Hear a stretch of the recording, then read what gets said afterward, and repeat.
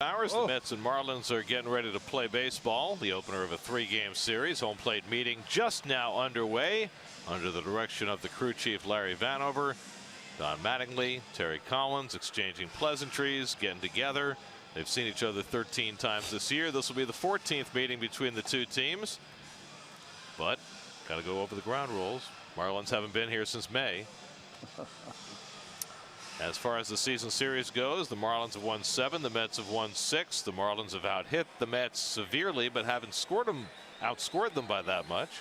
Marcell Ozuna has been a pest, not pictured there. Miguel Rojas hitting .438 against the Mets this year. Suffered a broken thumb against the Mets back in May, but is back in full fettle and playing shortstop. I forgot that he broke his thumb. I totally forgot about that. Well, I feel like it's been ages since we've seen the Marlins. He broke his thumb. Miguel Prado. Well, Prado. Right. He came in to take his place, hurt his hamstring. Right. So lost 2 guys. And remember, in Miami, JT Riddle hit a game-winning home run against the Mets, his first big league home run. He wound up taking over as the everyday shortstop. They traded away Danny Echeverria. Then Riddle had to undergo labrum surgery. He's out for the year. And so Rojas, back from the broken thumb, is now the everyday shortstop. And there you have the shortstop saga of the Miami Marlins in 2017. 6 degrees of Rojas. That's what it is. Well, the Marlins have been playing very well. If you go back to late May, they've got the 3rd best record in the National League. They are very much on the fringes of the National League wild card race, but closer than the Mets are by 5 games. There's the Hyundai starting lineup for the Marlins. Giancarlo Stanton started to take off when Don Mattingly moved him up to the number 2 spot in the batting order, and he is in just an incredible stretch right now. 18 home runs since the All-Star break, and he leads that fine contingent of young Marlins outfielders. Tomas Talis sharing first base right now with Tyler Moore because Justin Bour is on the disabled list. Prado's out again with a knee injury, so Dietrich's been playing most of the third base. Marlins, since the 27th of May, are 41-31. Only the Dodgers and Nationals have been better in the National League during that span. The concern all year for Miami has been their pitching, and their pitching has been okay. Certainly better than anybody expected, even though they've had their share of injuries to their rotation as well. You know, it's interesting. We saw at the home plate they were giving all the ground rules. Mattingly then went to all of his coaches, and he was pointing out one of the ground rules that he wants his coaches Perry Hill and Freddie Gonzalez, his base coaches, to know. Well, the one thing that's changed in this ballpark since the Marlins were last here is the netting was extended over the dugouts, and more specifically, I think from where Donnie was pointing, down the lines in front of the tarp. You've got that 8-foot netting there, so I think he was probably making sure that the coaches knew what was in play and what was out of play. That's right. Justin Nicolino has only made 6 starts in the big leagues this year for Miami. He was down in the minor leagues for a while, but his 2nd start since returning. He's making his way in. See, so Miami's 8 games out on the wild card. Obviously, it's a long shot with 43 games to go, but at least they've got a chance. Arizona and Colorado still protecting those 2 spots. Well, there he is, Keith. The man of the hour, the home run hitter, Goliath. That's on a pace to hit 61 home runs. 44, leads the world at this point. And what a second half he has had. We mentioned in the open a long time ago that he has closed his stance. Assistant hitting coach Frank Menachino, who has always worked with Stanton, have a good relationship, got him to close his stance, and evidently he is covering the outside corner better. Remember, you can always kind of go up and in and then go away with him, but they say now that he is covering that outside corner. Well, don't make a mistake. Big guy, not a ballpark that can hold him. And he's setting all these records in one of the biggest parks to hit home runs in. And he makes this Park City Field look tiny. 20 home runs here, the most of any opponent. 32 home runs for his career against the Mets. Only Chase Utley has hit more among active players. He's had a lot more time to do it. Stanton is still only 27 years old, 252 career home runs, so you can only imagine what he is capable of doing over the course of his career. Well, the buzz was for Judge the last 4 days, and the buzz will be for Stanton for the next 3, the way he's been carrying on.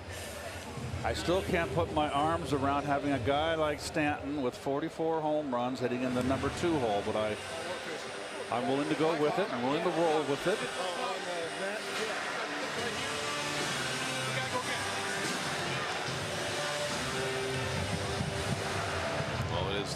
It's the trend among many teams to put their best run producer in the number 2 hole. We've seen it with Mike Trout. We're seeing it now with Stanton. And there is a sabermetric theory that the number 2 hitters gets the most run producing opportunities over the course of the season. But my feeling is the majority of the time your number 2 hitter in the first inning, the first go through, is going to come up in that first inning with no one on base. Well, so go figure. Unless you have a good leadoff hitter. It does present an issue for the pitcher, though, is when you usually are facing the leadoff hitter. Many times it's kind of a guy who's looking for a base hit, a walk, maybe bunt, whatever. And then right off the bat, before he can even get into the game, their best player on their team is up and ready to hit one out of the ballpark. That's tough. Well, it's one of the ways in which lineup construction has evolved. Remember the years in Pittsburgh when Jim Leland had Jay Bell hitting second in the order, and 1 year he had 37 sacrifice bunts. Bunted every single time the leadoff hitter got on. Whoever it was from Pittsburgh in those days, they had a lot of different leadoff hitters, including Barry Bonds. That's right. Remember that? I did. I pitched against him. There's the Land Rover numbers above and beyond, Keith.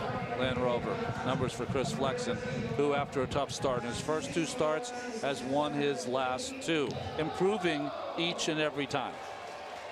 Mets defense brought to you by Lexus. Brandon Nimmo gets the start in right field. Lagares is going to be getting a lot of time in center field. On the infield, Matt Reynolds at third base is going to get his share of playing time with Jose Reyes on the DL. And Darno behind the dish. And you see Michael Conforto getting the night off, his first in about 3 weeks. He had a rough series against the Yankees. D. Gordon leads off. First pitch of the night from Flexen, in for a strike, and we're underway.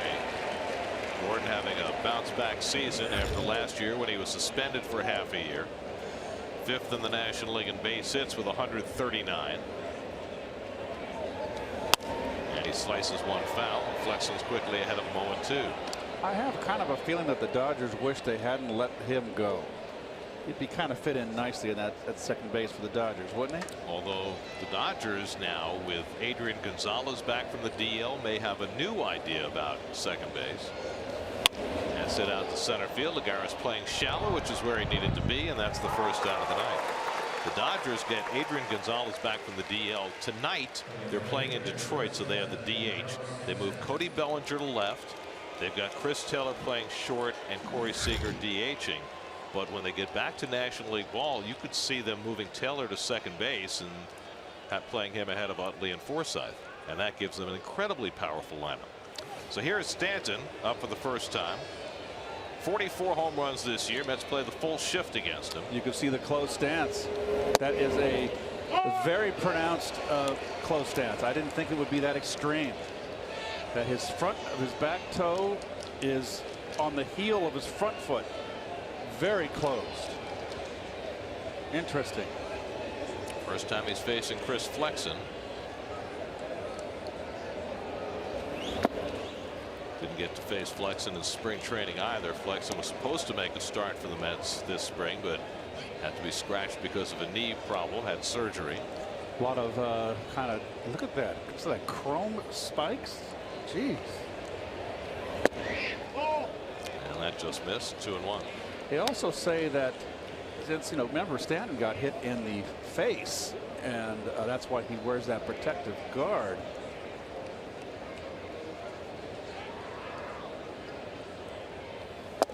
But they say also, Gary, that now that when the ball's pitched inside, and he's been hit more than a few times before, when he was open, he was exposing his front of his body to the ball. Now that he's closed, he feels he can turn and get hit in the back. I mean, what's fascinating about this is the way most hitters used to hit with a closed stance like this, and you almost never see it anymore. Well, I think the one thing about closed stance, there it is right there, and that's extreme.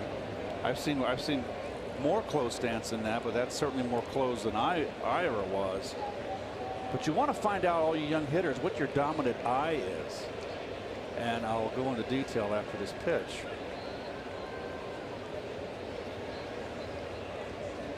Three-two from Flexen, and Stanton fouls it. You find out what your dominant eye is, and you're a right-hand hitter, and your dominant eye is your left eye, you can be closed in your stance. If your dominant eye is your left eye, which would be the backside, those hitters tend to want to be more open in their stance because the dominant eye is their right eye. I don't know if that makes that clear. Sure, to you because folks at home. you expose that right eye to the pitcher if you're open, but less so if you're closed. Right. And Stanton takes a walk, and so he's aboard with one out. My dominant eye was my right eye, so that's the eye closest to the pitcher, so I was able to be closed. But I mean, looking at Stanton's stance now, is there anybody else today who you can think of who's closed like that? I can't think of anybody. Well, it's far and in between. I'd be hard pressed. I mean, just generationally, that's a very radical change that he's made. But it's, you know what? It's not a change in a swing, Gary. It's Christian Yelich with one out and one on. It's not a change in your swing. It's not a change in basically in your stance as far as how you hold yourself at the plate. He just moved his feet in a different direction. That's the it's a big adjustment, but it's not a really major one. It's one alteration. It's made a big difference for him.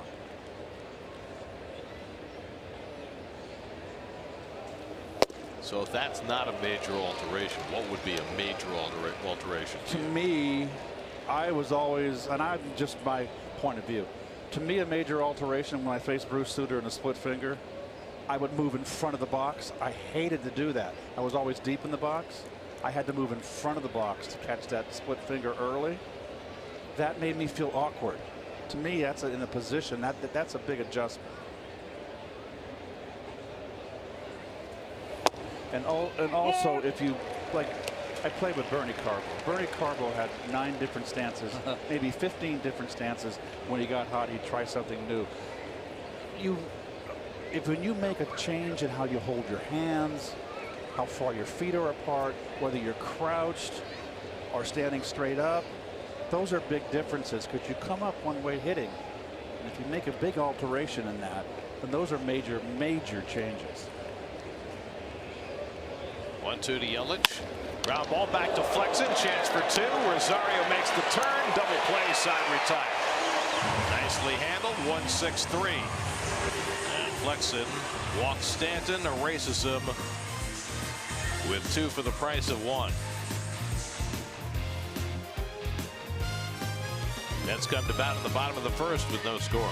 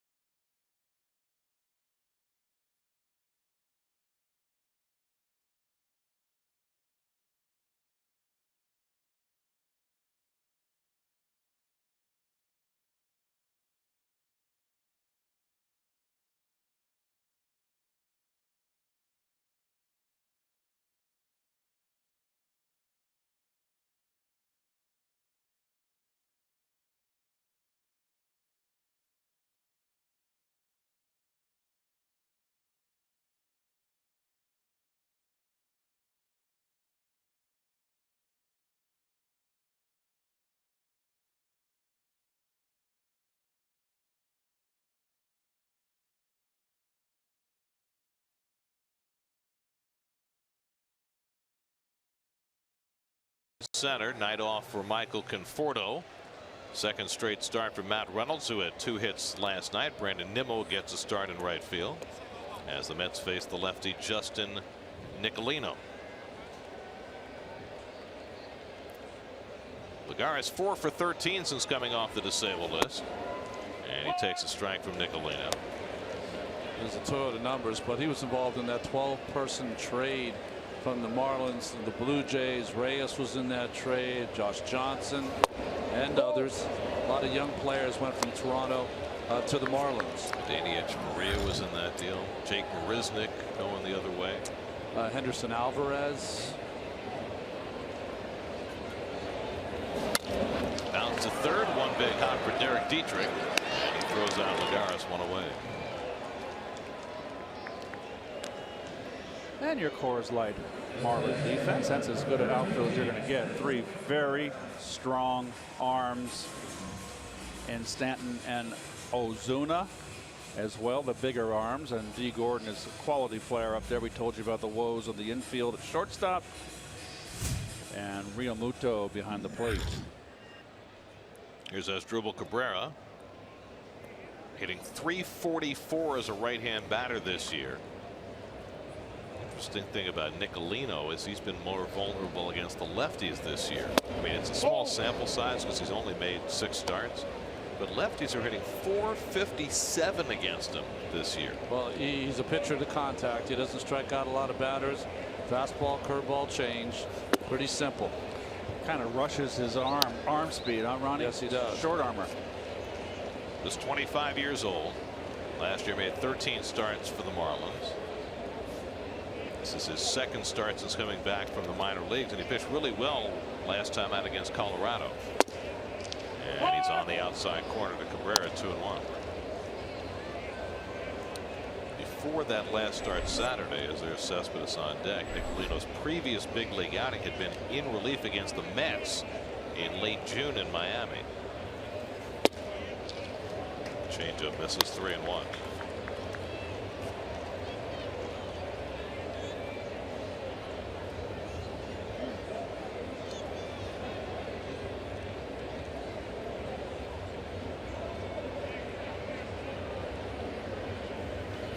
And Cabrera shoots one up the middle, and he's got another right-handed hit. Pushing .350 as a right-hand batter now.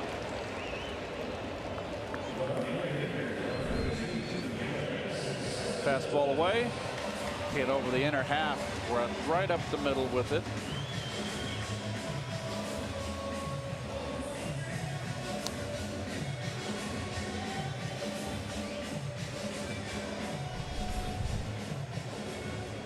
So 1 out and 1 on. Now you win at Cespedes, who's been a puzzlement against lefties this year. He's hitting just .235 with 4 home runs against left-hand pitching this season. 15 home runs for the year, 38 driven in, with a quarter of the season left to play. And the fastball strike, 0-1.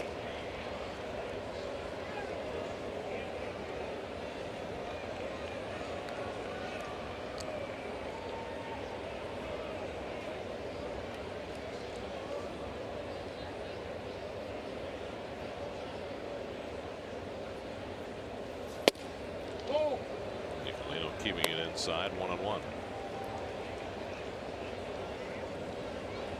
Wilmer Flores back in the lineup tonight. He had to. Last time he faced Nicolino, he took him deep twice, so that's right. That rib cage all of a sudden felt a lot better tonight after he sat out the last 2 games.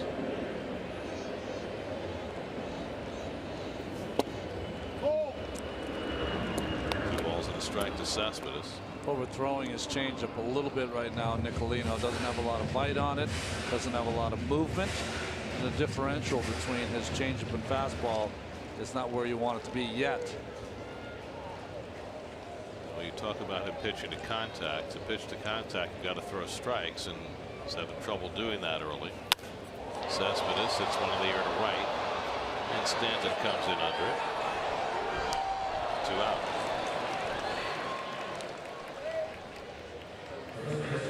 So 2 away. Cabrera still at first. And here's Wilmer.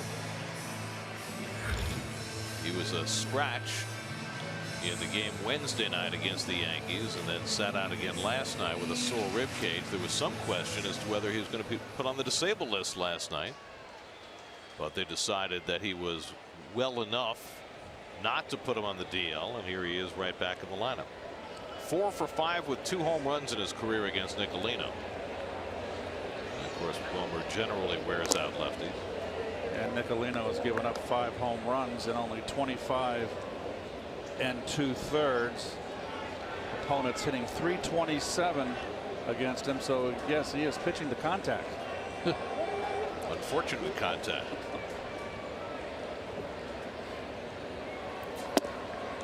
And a fastball strike. Well, I think Nicolino is suffering from what a lot of pitchers are suffering from, that are guys that their strength is down in the strike zone. Down in the strike zone is producing hits this year. Long hits. Uppercut out of the ballpark hits. Cut by Flores, 0-2. Oh, Wilmer took a big healthy cut there. If there's any problem with a rib cage or an oblique, certainly didn't affect this big swing. Disappointment, but no grimace. Progress.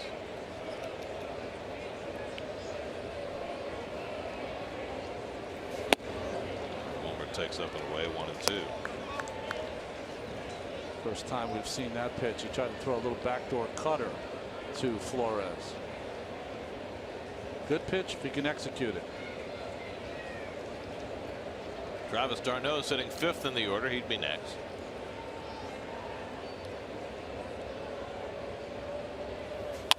And Wilmer gets one in the air. Ball get in on him enough. And he flies it out to Ozuna. And that retires the side. A hit and 1 left. After 1 at Citi Field, Mets and Marlins, no score.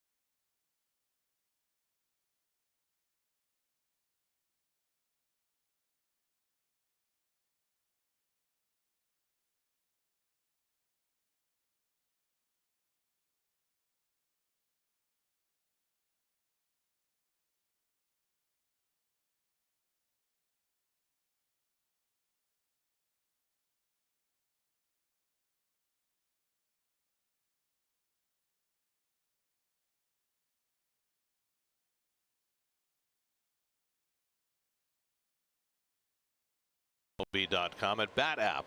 Get New York Mets home screen icons and app features, as well as game day, live game video highlights, radio broadcasts, statcasts, news, and more. Download MLB.com at Bat today.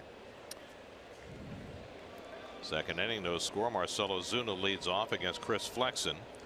Gets overshadowed a little bit by Stanton's exploits, but Ozuna's having a tremendous year.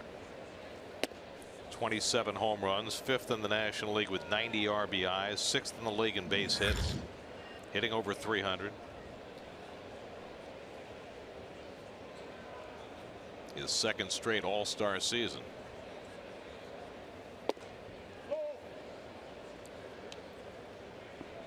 he took a lot out from Barry Bonds, who was the hitting coach last year. It's the rally mantis. Looks like it's one of those 1950 science fiction movies. It's very real, Keith. Very real. Except it's in color. Now the question is, will somebody adopt a compression sleeve the color of a praying mantis? With the netting now, he can go forever. So he's got a lot of territory to cover. Yes. And that just missed to Ozuna. 3-1. You see the rookie shoulder sag after that pitch. He really thought that was a strike. It was almost the same pitch that he'd gotten a strike on with Stanton.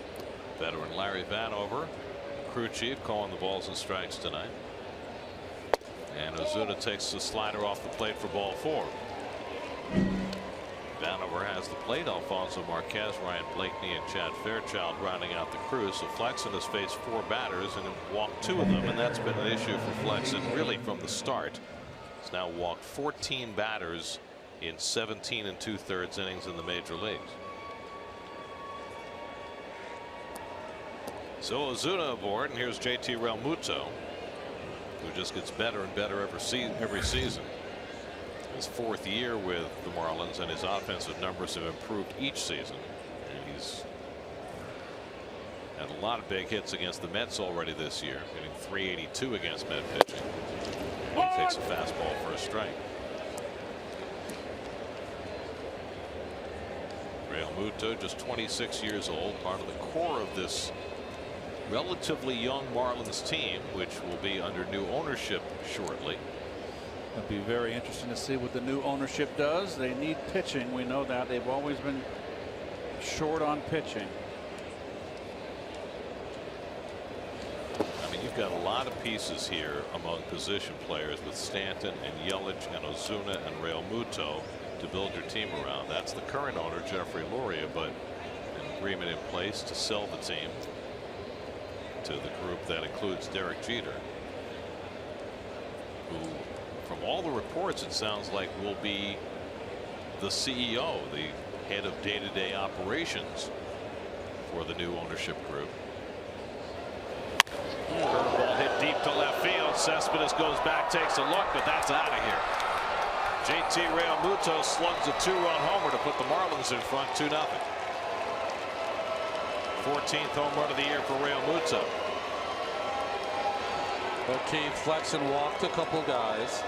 He threw 2 breaking balls that went about 58 feet. Right. So he tried to make a little alteration or adjustment in his curveball. He raised his sights a little bit, and he threw a hanger. Yep. And he paid the price. And this just stayed right over the middle, a bell tie. I bet you that was the kind of breaking ball that our producer, Greg Picker, threw in college. That's why he's our producer. Call strike to Dietrich. 50 RBIs now for Realmuto, new career high for him.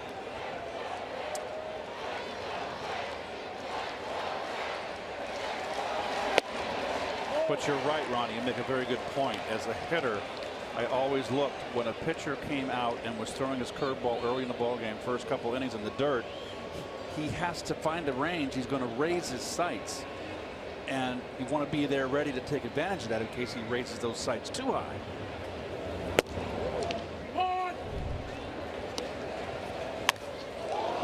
Realmuto just kept that shoulder in and let the ball break right into his bat. Didn't rush out for it.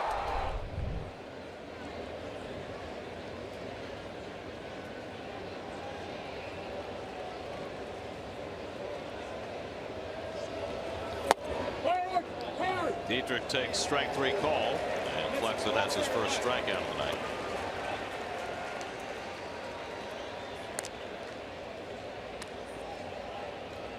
So 1 out in the second.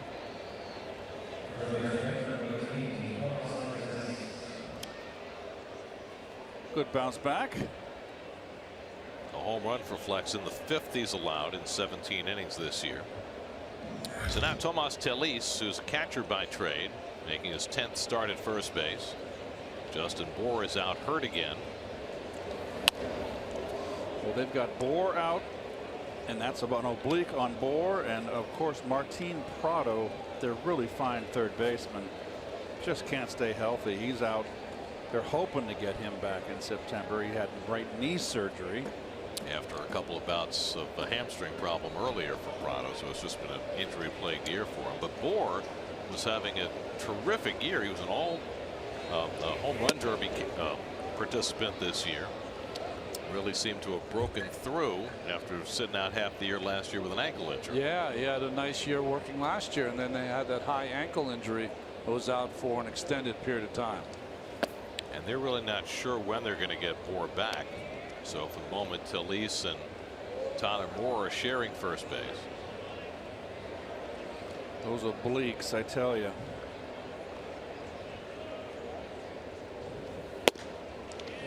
Flexen behind in the count again, 3-1. I remember Flexen when he first started his first 2 games, taking the ball out of his glove before delivering it.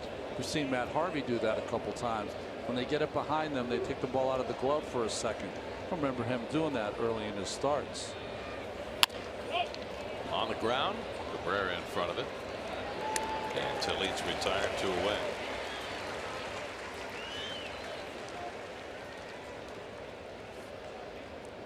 So Flexen's responded after the home run, getting the next 2 hitters. Now Miguel Rojas. Rojas missed 2.5 months with the thumb that he broke against the Mets in early May. Came back just after the All-Star break, and he's having a nice year, hitting .295, .438 against the Mets. Good utility player, can play just about anywhere. He came from the Dodgers in the same trade where they got D. Gordon. I guess the player of greatest note who went the other way in that trade was Kike Hernandez, who's been a nice utility man for the Dodgers. Of course, there's little the Dodgers have done wrong. That's right. Holding their team. They're only 51 games over 500. 85 wins last night. And what do they got? They got a little lead again tonight. Well, the first series here in Citi Field, the Marlins swept. Took 2 out of 3 from the Mets, I believe, and Rojas had a terrific offensive series. Late swing foul. I almost got a Met in the dugout, sitting over there at the very end, just trying to chill, have a relaxing time, and incoming. That's where you used to sit. Oh, I used to love that seat. Not there, a little further down. I pay attention though. Right near where Ray Ramirez is. Only one who used to give me pause was Straw. Well, Michael Sergio. Yeah. I mean, that's such a famous picture now. That's great you remember that The name. parachutist coming into the ballpark, and you're sitting there at the end of the dugout giving them a little high five. It was before Game 6. I was, you know, the whole place was buzzing. Everyone was so excited, and I just thought that took a lot of chutzpah. Came over my right shoulder and scared the heck out of me. Oh, it did. I'll bet.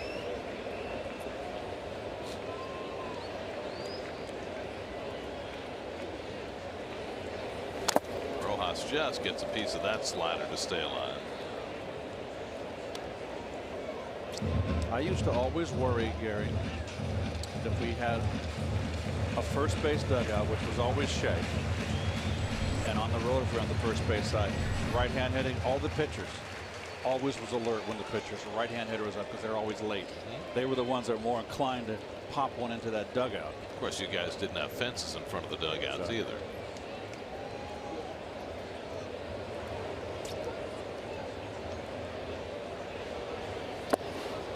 Curveball misses low and away. Flexen made sure to pull down on that curve after hanging the one to Real Muto. You know, he threw a good one to Dietrich to strike him out. And that's a little better, trying to get him fish on the 0-2 pitch. I think he should stay like Montero did. He needs to pitch inside to right-handers and left-handers more. It'll open up that outside corner for him. We'll stay away here. 7th pitch of the at bat to Rojas, and he hits it down to first under the glove of Flores and into right field. So Rojas Ross continues to pile up hits against the Mets. He's now 15 for 33 against the Mets this season. Wimmer was there, just didn't get the glove down. Just under the glove.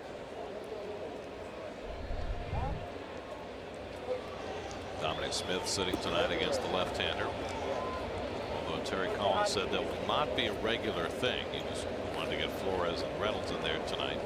Mets will see another left-hander Sunday in Adam Conley. Here's Nicolino, just 3 for 54 in his major league career. See what I mean? That's the Be alert in the third base dugout. Tardy. Well, that's why he's a pitcher, Keith.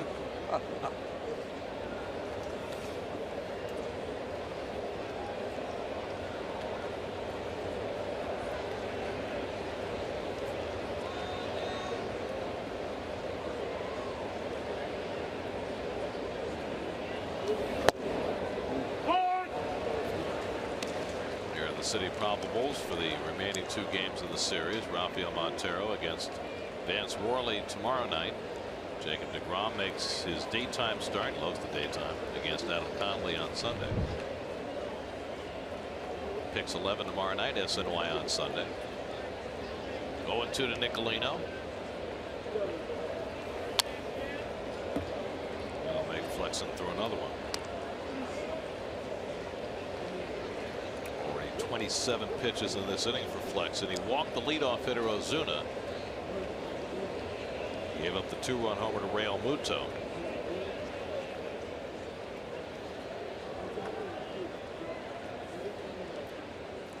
Now trying to dispose of the pitcher and put the inning to bed.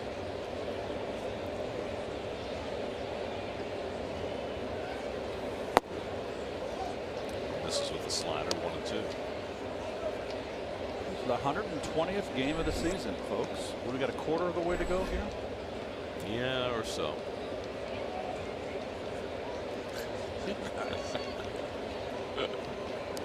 Just saying. It is the 120th game. Yes, it is. Grounded slowly. Flores gets to this one, no problem. Takes it himself to retire the side. The JT Realmuto puts the Marlins in front. Their first hit of the night against Chris Flexen. Hanging curve. Realmuto made no mistake. His 14th home run of the year. 2-0 Miami in the second.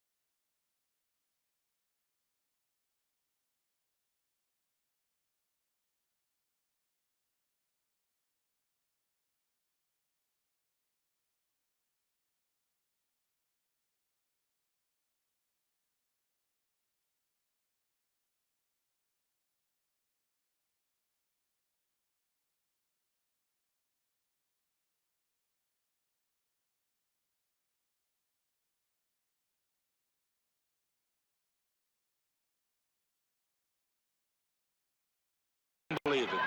Just unbelievable. Just fantastic, really. Tremendous. Gil Hodges is just the best. I still can't believe it. See, what we need to do, we need to find those kids today, yes. 48 years later. Well, Right. social media, find us and come in the booth. What do you mean you can't believe it? They won 100 games that year. And 7 more. They were good. Well, you're talking about a franchise that had finished last or next to last every year of its existence. Not only winning the division, but winning 100 games. And all these young kids right here. It was such an extraordinary year. I was in California, Northern California, and I got my first look at Shea Stadium and the people flowing off the 7 train up the right field line, down to those stairs. It was just fascinating. 69, we see. I was a sophomore in high school. What will his memories be? What will he find amazing? That's right. Oh, Stop it. Wow. Stop it. Stop Ooh. it. Leave the hat alone. Stop it. Travis d'Arnaud leads off the home second. Justin Nicolino staked to a 2-0 lead. Don't. I want to know what's he going to do with the glove. Not even sure if he's right-handed or left-handed yet. I like the fact that he's into it. You know, I mean, gloves can be used for so much more than catching baseballs when you're a kid. oh, you can chew on it. Yeah. I mean, you got all those strings and the space between the fingers. You chew on the rawhide strings. That's what I used to do when I was young in Little League. Like when you were in the field or sitting in the dugout? In the field. So- I had ants in my pants. So you had Ants. you might have had a little, a little concentration issue. Yeah, I have my mom. I have photos of actually video of me playing first base when I was 9 years old, and they would have put me in a straitjacket today. Popped up behind first, and Talise ran along the line, catches it in fair territory to retire d'Arnaud 1 away.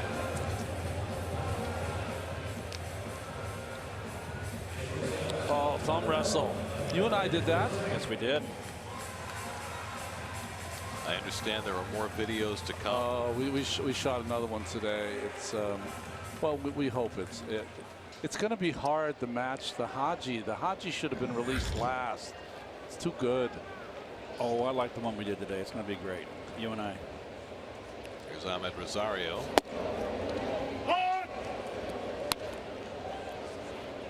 Rosario hitless in the 7 at bats since his home run at Yankee Stadium.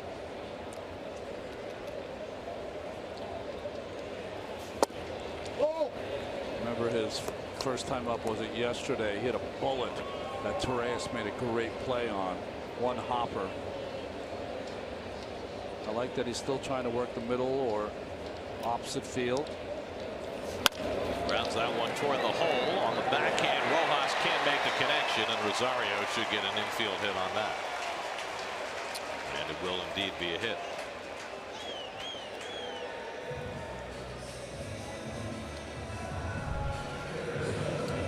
Well, the old backhand. I don't know if he'd have had a chance to get him. That's hit the heel of his glove. Sure did. He would have been better to come up a little bit and play it on the short hop Yeah. backhanded.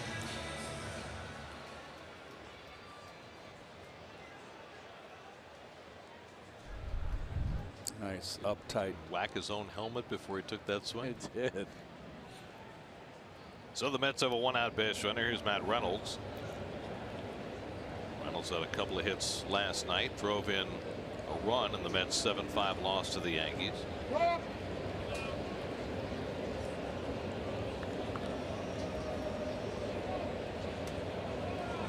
Reynolds getting the start at third base again tonight. His 9th start of the season for the Mets. He had been swinging the bat extremely well at Vegas before his most recent recall. And Nicolino keeps it away from him, 0-1.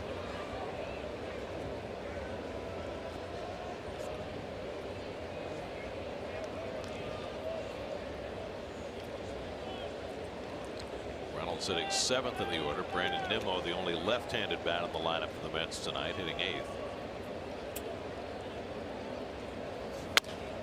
And Reynolds pops it up. Gordon will get under it. 2 out.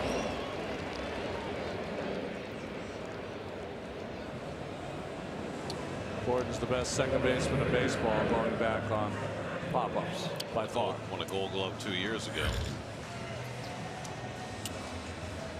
All tainted, somewhat tainted. Just trying to think who the favorite is to win. I think LeMahieu gets it back this year. He had won it 3 years ago, I think. Well, Joe Panik won it last year. Yeah.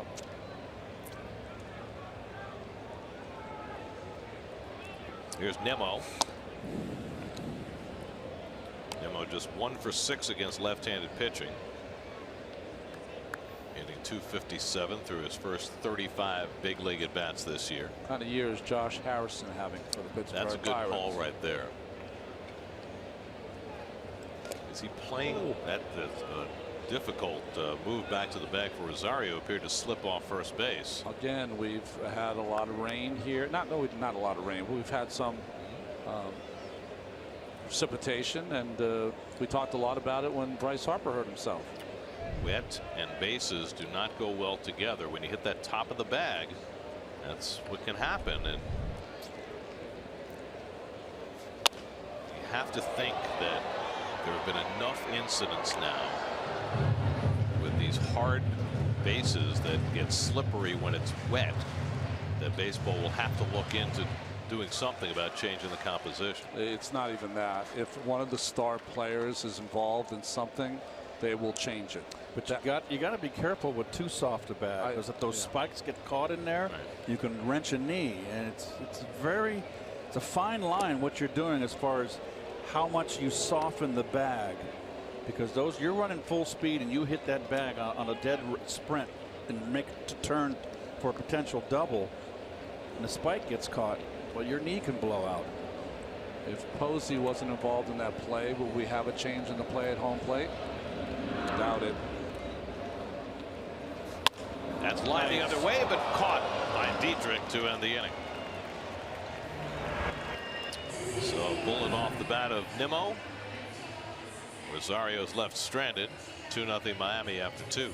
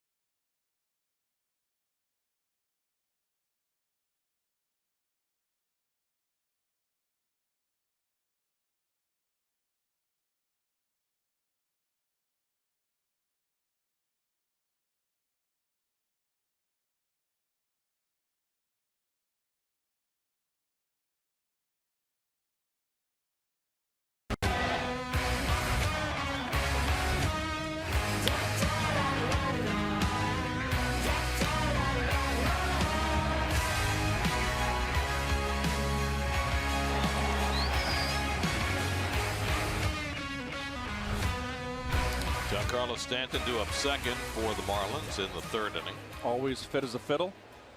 Keeps himself in terrific shape. I've never seen him with extra poundage. You know, when the tarp was on the field, not one player was on the field, and he was doing wind sprints in left field. So he's stayed healthy this year. Those hammies of his have been holding up. The Gordon bluffs a bunt, bringing Reynolds in as he takes a strike.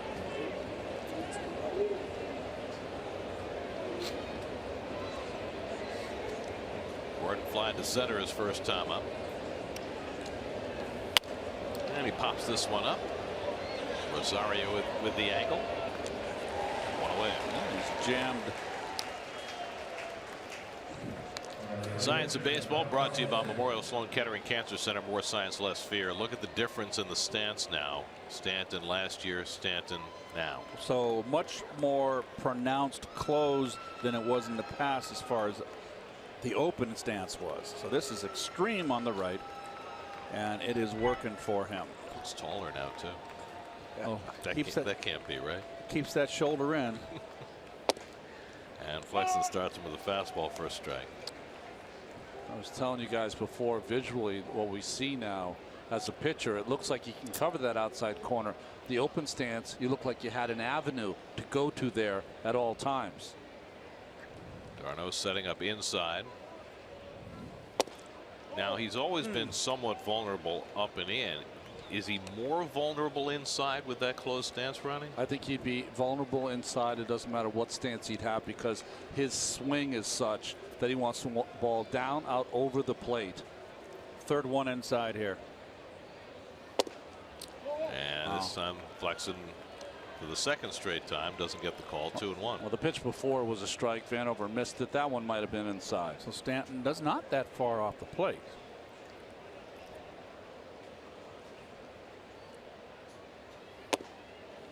Up and in. 3-1. So Mets are making a big statement right here. We are going to pound you inside. Slider. And he lays off and he walks for the second time. So 2 plate appearances, 2 walks for Stanton, third of the night for Flexen. This would be a good time for one of his teammates in the infield come in and talk to Flexen and say, hey, big guy, there were a lot of strikes there you just threw. Don't worry about it. Just get this hitter like you did the last time he was up. I mean, if I'm the catcher and those inside, we can't tell where, I mean, but if they were strikes and it was 2 back-to-back, I'd be letting Larry Vanover hear about it. Yeah. Come on, let's go. I got to have that pitch. For my guy's got to have it. Yelich should have come back or into a double play his first time up. Well, the one thing we know about Travis, he's very polite with the umpires, but you can be polite and forceful at the same time. Yeah, you got to have a little Jerry Grody in you.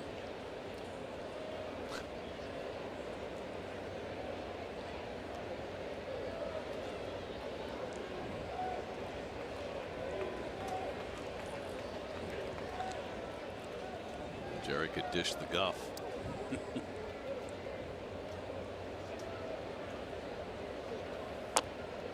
Check swing foul on the changeup by Flexen, and it's 0-2.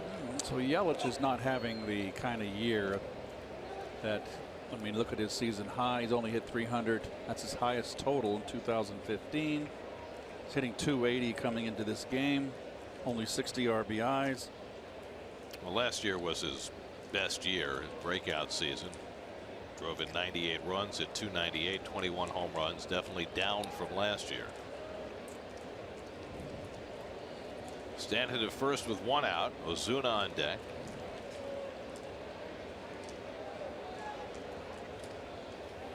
And Yelich strokes one toward the left field corner. Cespedes will watch this one hit the base of the wall. Stanton will go to third, and Yelich pulls it at second with an opposite field double. 27th double of the year for Yelich. It came on an 0-2 slider.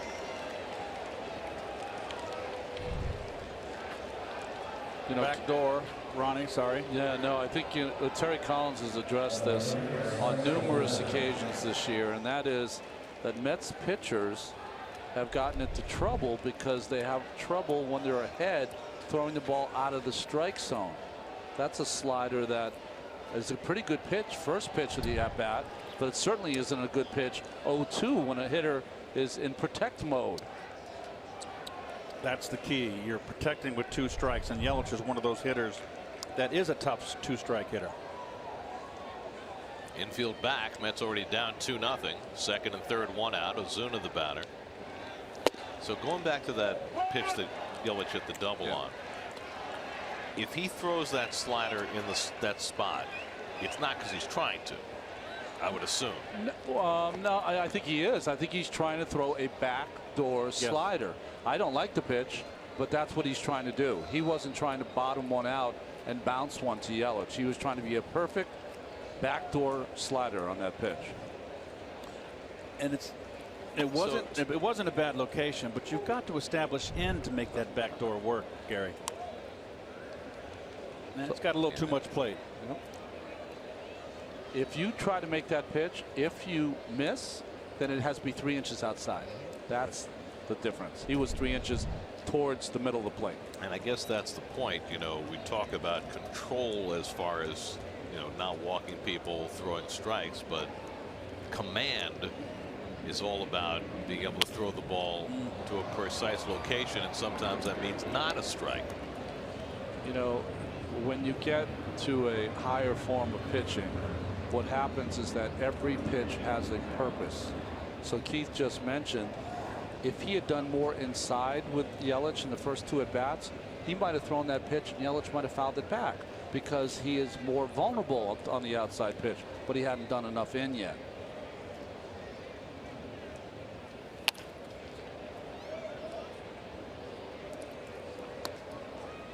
Oh, that's barely staying in there. That's an old inside out. Emergency swing. He's got a lot of pine tar in that bat. That's a war club. That thing's been around for quite a while. Flexen back-to-back wins, most recently Sunday. 5 solid innings against the Phillies. Ahead on Ozuna 1-2, needing a strikeout. Ooh. It's too high. 2-2. Well, he had the nice comeback on it. He just needed it to be a shade lower. Gosh, I just think that's got to be started. That's got to call that a strike from now on.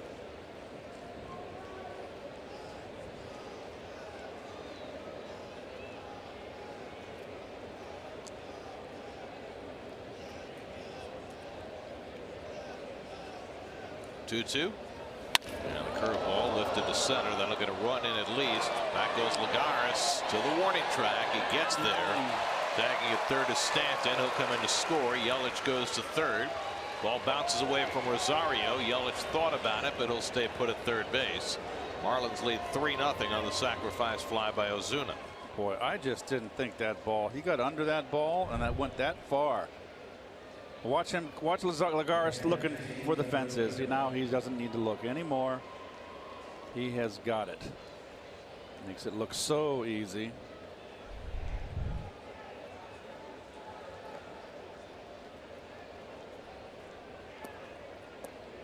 So 2 out, Yelich at third, and now Real Muto, who hit the 2-run homer in the second inning that got the Marlins on the board, his 14th of the year.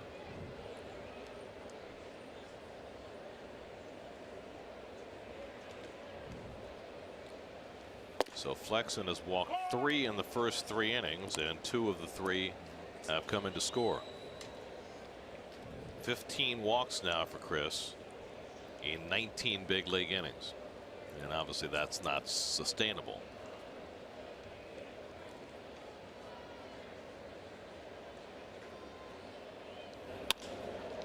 Little floater out into right field, but overcomes Nimmo to get it, and that retires the side. Marlins add a run on the sac fly by Ozuna. They lead 3-0 in the third.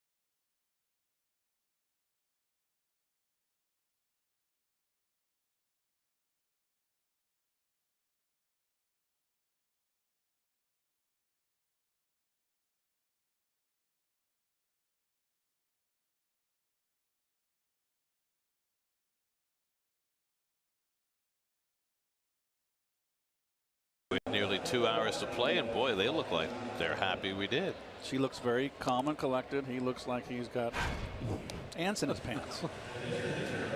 Chris Flexen, rough first 3 innings. He's walked 3. He's given up 3 runs. He's a little bit. Remember, we caught the shot of Paul Sewald. He was very upset because he thought the ball to Aaron Hicks, the pitch to Aaron Hicks, was a strike for the strikeout. Same thing for Flexen. I think he feels as though he's thrown more strikes than Vanover. I believe he's thrown more strikes than Vanover has called them. So Justin Nicolino now staked to a 3-run lead as Flexen comes up for the first time. He's 1 for 6 in his big league career.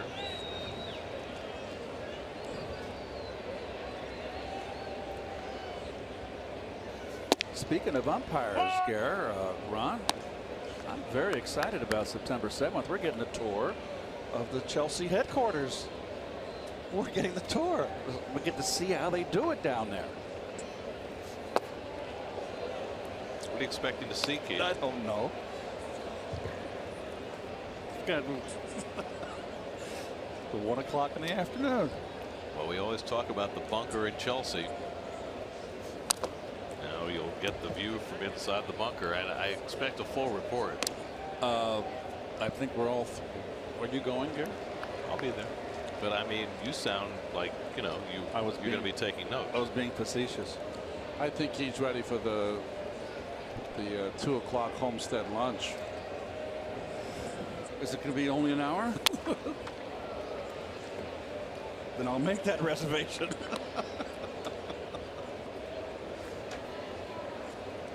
Well, all kidding aside, there was news again. Seems like every day there's news about an umpire, and in this case a decision from the commissioner's office regarding, there's a strike 3 call to Flexen, regarding the comments that Ian Kinsler made the other day about Angel Hernandez, and he was brutal. You know, talked about Angel should find another job, that he's ruining games. I thought for certain that Kinsler was going to get suspended, and he did not. He got fined but not suspended, which feels to me like now the commissioner's office has said that players have a free hand to say whatever they want about umpires, which is a little shocking. Yeah, and I think wrong. You know, I think you can always have some comments about umpires, but I always felt that, one, you've got to temper what you say, and second, if you have a real argument with an umpire, you should talk to him yourself. I've never seen an open criticism in the paper about an umpire. It's something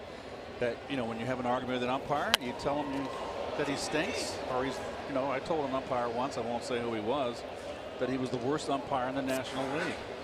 And he was. But I did not think he was going to get suspended, Gary. I disagreed with you. I know that you said that, and I was shocked you said it, but you were absolutely right. And especially in the wake of Joe West being publicly suspended for some rather benign comments about Adrian Beltre, for Kinsler to say much worse about Angel Hernandez and not get suspended was, to me, a little shocking. Well, flip it. What if Angel Hernandez had those pointed comments about Ian Kinsler's game? Probably be fired. Exactly.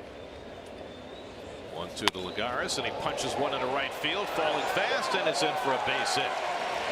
So Lagares with an opposite field single on a 1-2 count, and the Mets have their 3rd hit against Nicolino. Inside out. Stayed level on that high one. Kind of punched it out to right.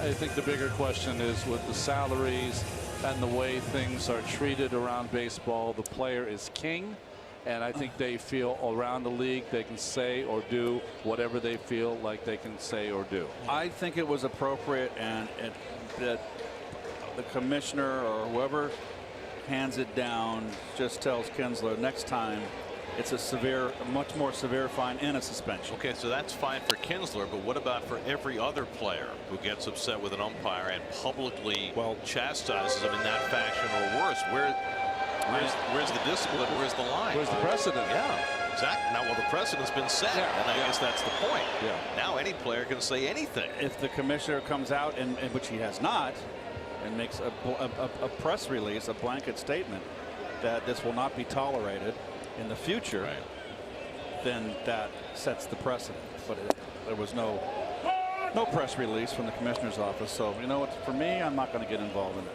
I'm out of it. I think you're already involved. You just got involved in it. You were all over it. Can't exit now.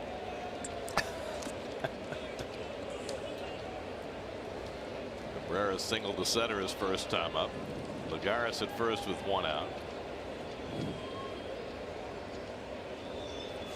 And as Struble fouls it away.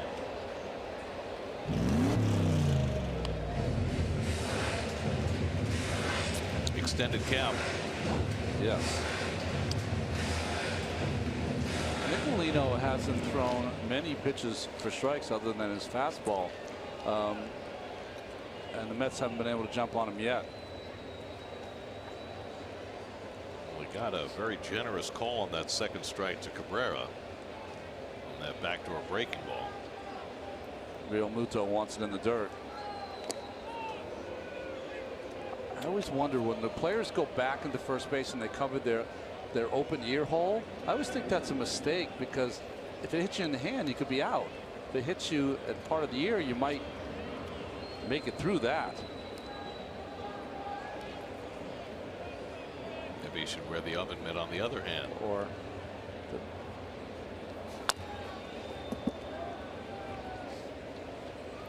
New York Mets baseball on SNY is brought to you by Old Dominion Freight Line. Visit odfl.com for more information. If you're just tuning in and wondering why we're only in the 3rd inning, we had an hour and 53-minute rain delay at the start. Looks like most of the folks who were here have hung around.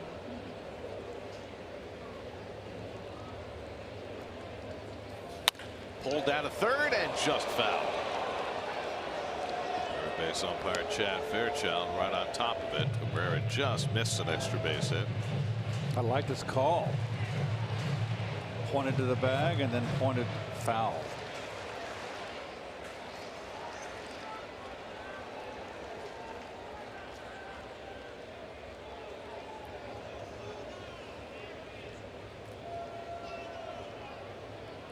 Fourteen pitches this inning for Nicolino, 13 strikes.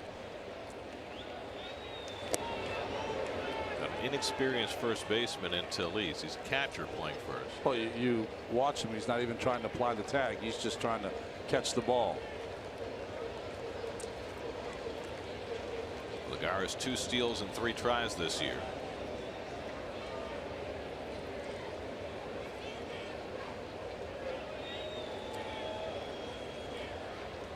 This is where Nicolino should really just be concentrating on the hitter. Yes, Lagares has some speed, but it's a lefty pitching, and he's got a 3-0 lead. Very doubtful that Lagares is going to take off, in my opinion.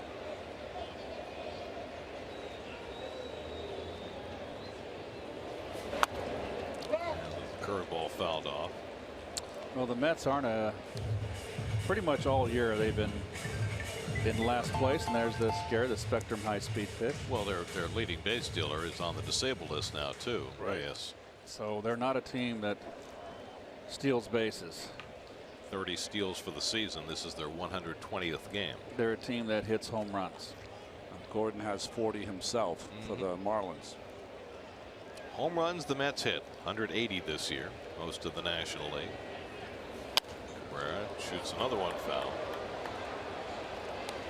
Mets are 10th in the league in runs scored and 9th in runs per game. But it's all about the power. Well, they are surprisingly 9th in walks for an organization that has really preached walking and high on base percentage. Mets have the 12th best on base percentage in the league. 8th pitch of the at bat coming to Cabrera. That's lined into left, a base hit. So after fouling off 5 in a row after the count reached 2 strikes, Cabrera gets a base hit on an 0-2 pitch, and he's 2 for 2. Well, he had nothing to get Cabrera out with. The only thing was the changeup, which Cabrera fought off, stayed in the at bat. When I see a Nicolino, it was not much of a breaking ball, and Cabrera finally got his pitch and ripped it. Continues his torrid pace, right? Right-handed.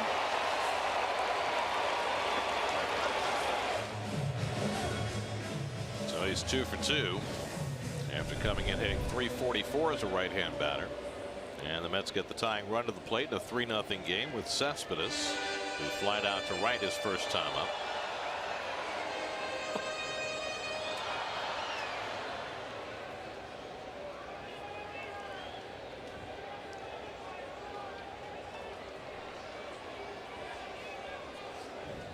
First time the Mets have had a runner as far as second base tonight. And Cespedes lofts one out to right. Tagging at second, Lagares. Stanton makes the catch. Lagares heading for third, and Stanton's throw is cut off. Well, nice strong throw by Stanton, and you never know what might happen. There could be a stumble. Probably odds are 99 out of 100 times it's not going to happen, but he hit the cutoff man, so the back runner doesn't advance, and he's got dirt all over his face. One for that head first slide.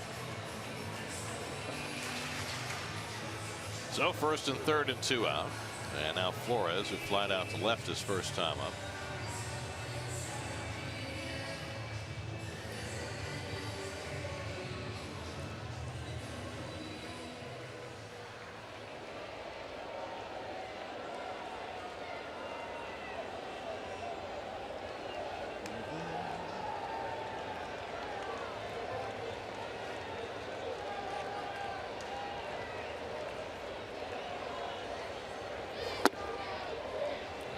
Takes a sinker out of the zone. Ball 1.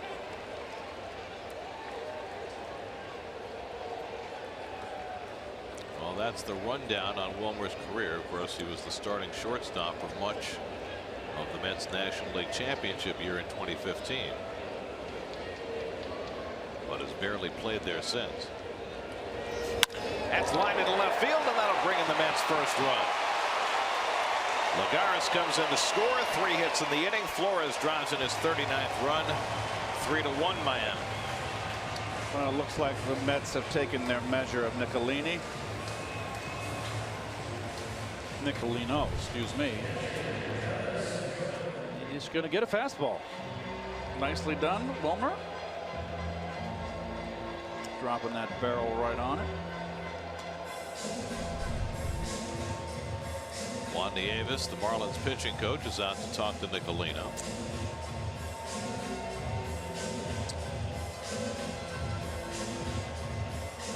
Well, Flores likes the ball down and in.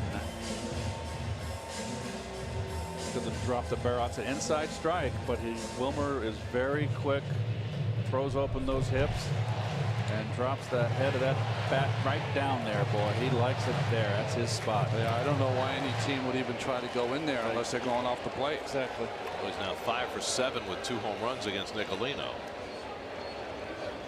And now d'Arnaud bats with the tying runs on base and 2 out. Travis popped up his first time up.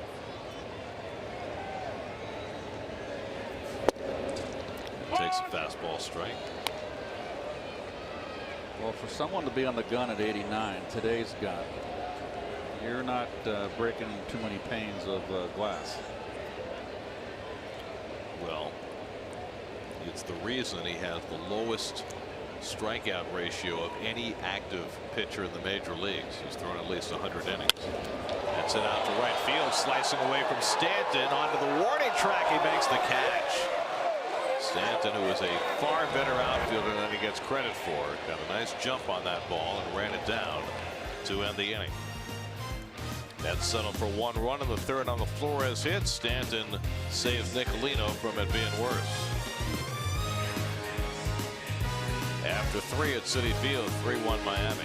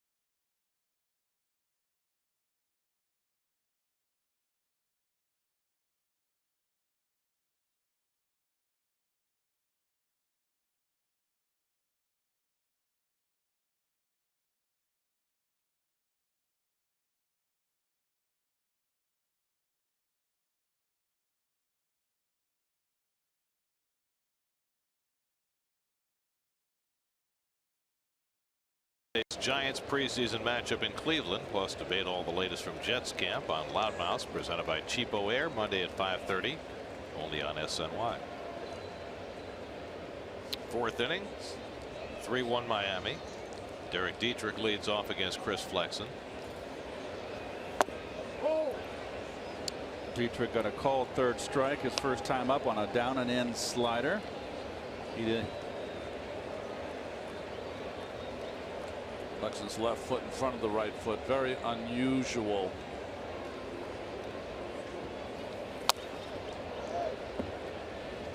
Most guys start with their feet kind of parallel, or maybe the left foot a little bit behind the right foot, kind of leaning forward on that right foot, but he has that left foot. Everyone's a little different. Whatever's comfortable.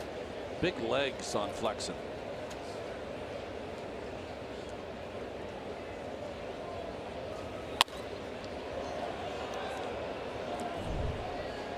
We've seen a lot of guys now go to the very tiny step, and he turns it almost inward before he releases it. It's like he's doing the hokey pokey. Yeah. Left foot. That's right.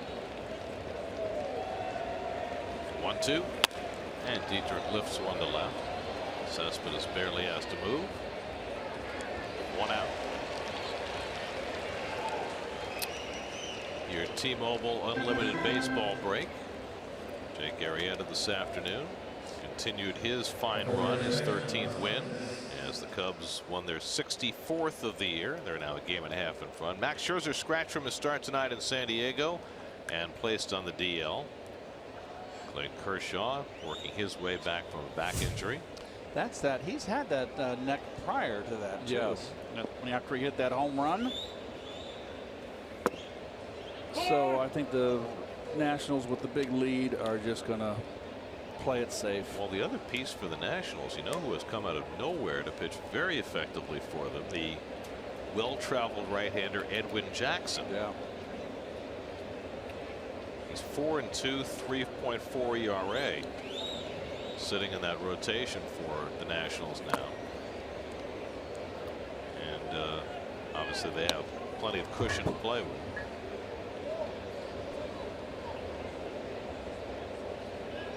There's those hard Phillies.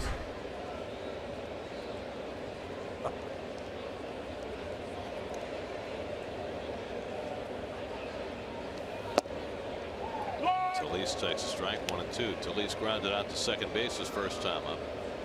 Chris Flexen, just 23 years old, 14th round pick for the Mets in 2012. Out of Newark, California.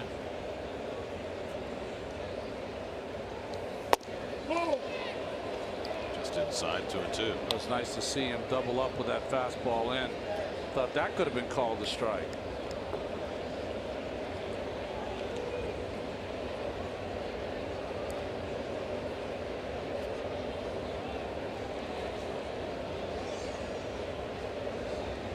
Two coming. Fouls off the slider. I mean, occasionally you will get an umpire, and I'm just talking about moons ago, that will not call a strike. And if he doesn't call a strike, you got to go to plan B, and plan B is contact, because you're not going to get that call when you need it.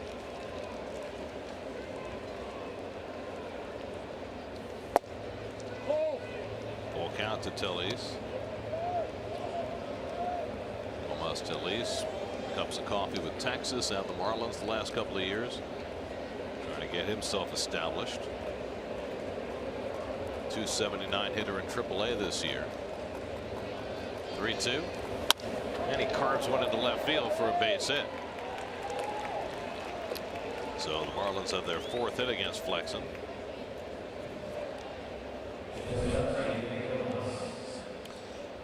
Took the fastball the other way. Ball away, went right down and got it.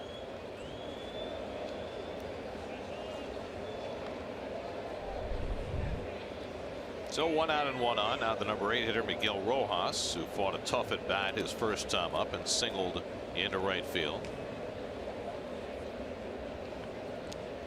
So another inning where Flexen has to deal with base runners. This is Flexen's 5th major league start.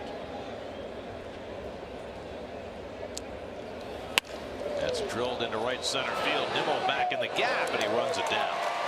And sliced back toward him, and Rojas retired 2 out.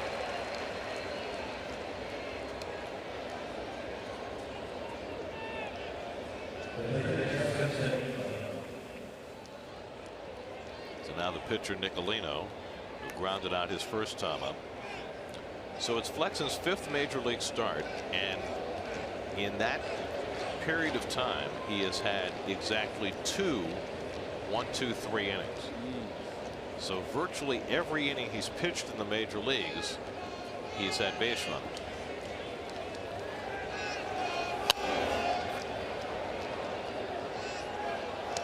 He had a fantastic stretch at Binghamton this year. 7 starts. He went 6-1, 1.66, and got called up directly from Double-A to the big leagues. First Met pitcher to do that as a starter since Mike Pelfrey 11 years ago. Well, I've got him at 20 1/3 innings, 42 base runners, 27 hits, and 15 walks. A lot of traffic. Yes, there is. Neat ways. You know my feeling about that, Gary. No, the thing about it is that the reason he's won his last 2 games is because coming into this game, before his last 2 wins, hitters were 3 for 21 with runners on base, so he was able to get out of the trouble. You know, a little more difficult tonight.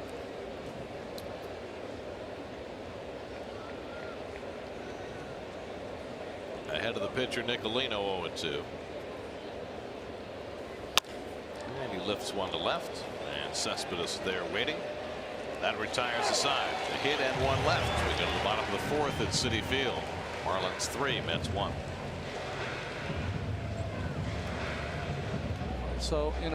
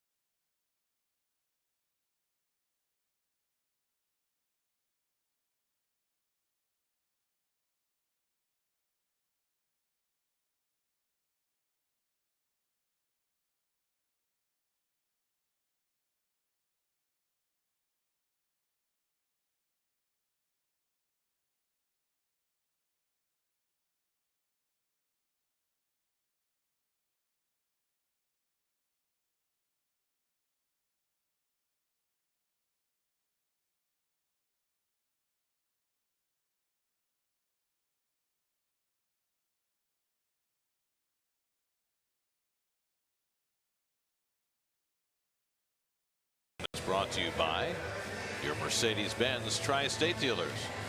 Mercedes-Benz, the best or nothing. The ball almost came out of Stanton's glove. it did.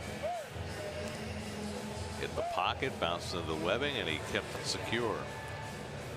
Chris Flexen put up a 0 in the top of the inning.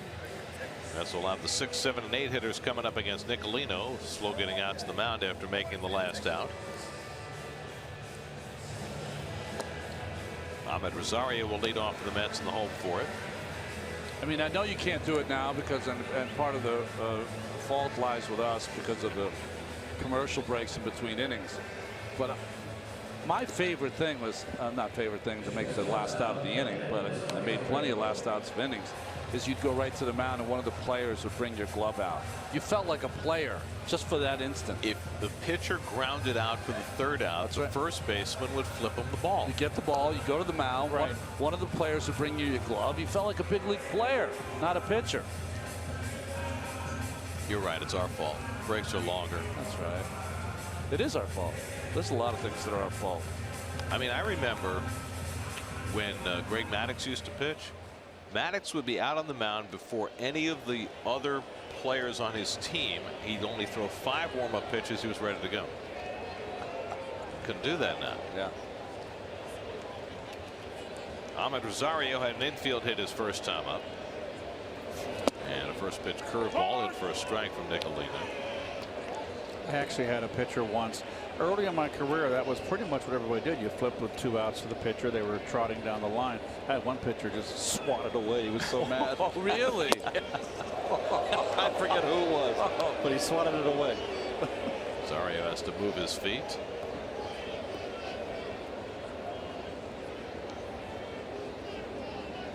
He wasn't angry at you, I'm sure.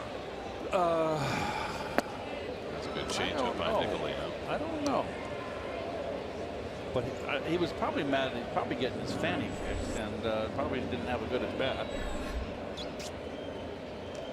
Matt Reynolds on deck, then Brandon Nimmo for the Mets in the 4th. And again, Rosario has to move his feet. 2-2. Verizon trivia question for tonight: all-time record for most career home runs against the Mets.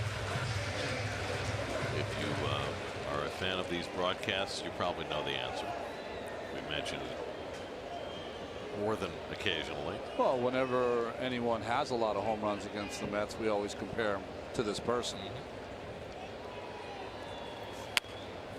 Off the fists to the right side, Gordon with a quick toss to get the speedy Rosario. 1 away.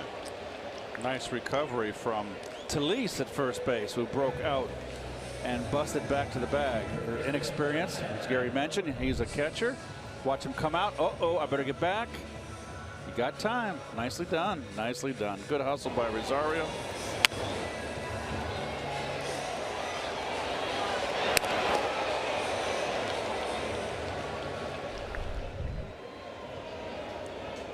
So 1 out and nobody on. And now Matt Reynolds, who popped up his first time up. And he takes a first pitch curveball for a strike.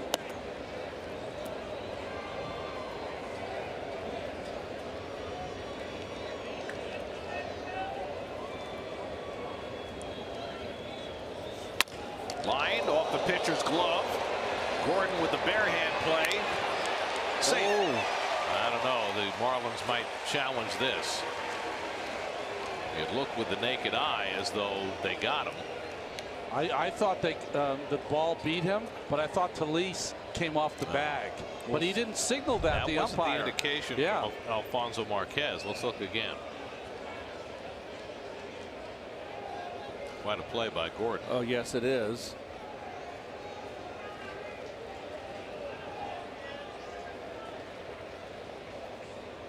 Ooh. Was he off the bag? I don't know. Can't He tell was from that angle, but the Marlins are going to challenge the call. Looks like he was on. No. Oh, it's close. Maybe not. He looked off to me. He came off eventually, Yeah. but where was he when the ball hits the leather? Is he still on? He might be. If he is, he's out. Yeah. I mean, naked eye, he looked out. Yep. But Alfonso Marquez said safe, and he did not indicate off the bags, which is generally what the umpire will do if that's what he believes. Plan to review brought to you by Mazda Driving Matters. So in the soon-to-be visited bunker in Chelsea, Paul Emmel's crew and Jeff Nelson's crew will adjudicate.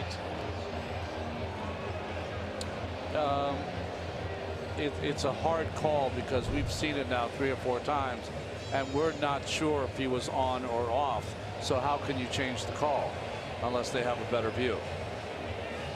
Yeah, You know? the hard part is getting the shot where you see where the ball hits the glove, and you still have a shot of the foot with good perspective, because he does come off eventually, but it's a matter of when. But shoe could be off the bag, but you could still have the steel on the bag. You know, it's very, very difficult to split hairs there. Do the spikes count? Because the strings of the glove don't count. Spikes count. Okay. They better count. So this one might take a while to parse. Oh, this is a good view. Let's see. He may not be hits on the leather. It's hard to tell, isn't it? I think he's still on, guys. What do you think? I think he's still on. Okay. I thought he was off. When I first saw it, Here we go, and he is out, so they do overturn the call. So it's a 1-4-3 putout. Marlins win the challenge. Heck of a play by Gordon. I'll say. 1-4-3 putout. And good play and hustle by Talise, who doesn't have any experience over there. Getting back. Made a nice stretch. So 2 out and nobody on. Now Brandon Nimmo, and Nicolino thus has a chance for his first 1-2-3 inning of the night. Nimmo hit the ball hard, but hit it right to the third baseman Dietrich his first time up. Slider misses for ball 1.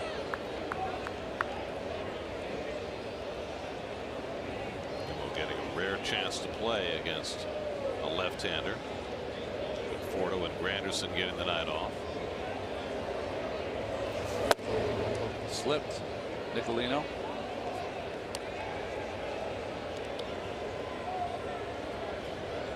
Nice scorecard. Well kept. Pencil. And listening to the radio broadcast, it appears. Tell Howie and Josh to say hi. Or it's Howie and Wayne tonight. I think so. Can't keep track of those guys. Well, you said you saw Josh earlier. I thought you did. So maybe he wasn't feeling well. Maybe it was just the specter of Josh. He's looming. Line toward the middle, and Nimmo's got a base hit.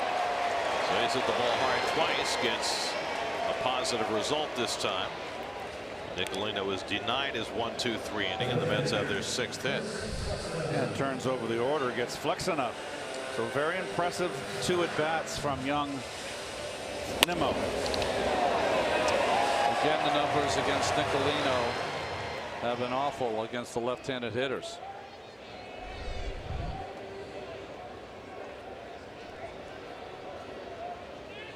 So now Flexen, who took a call third strike his first time up.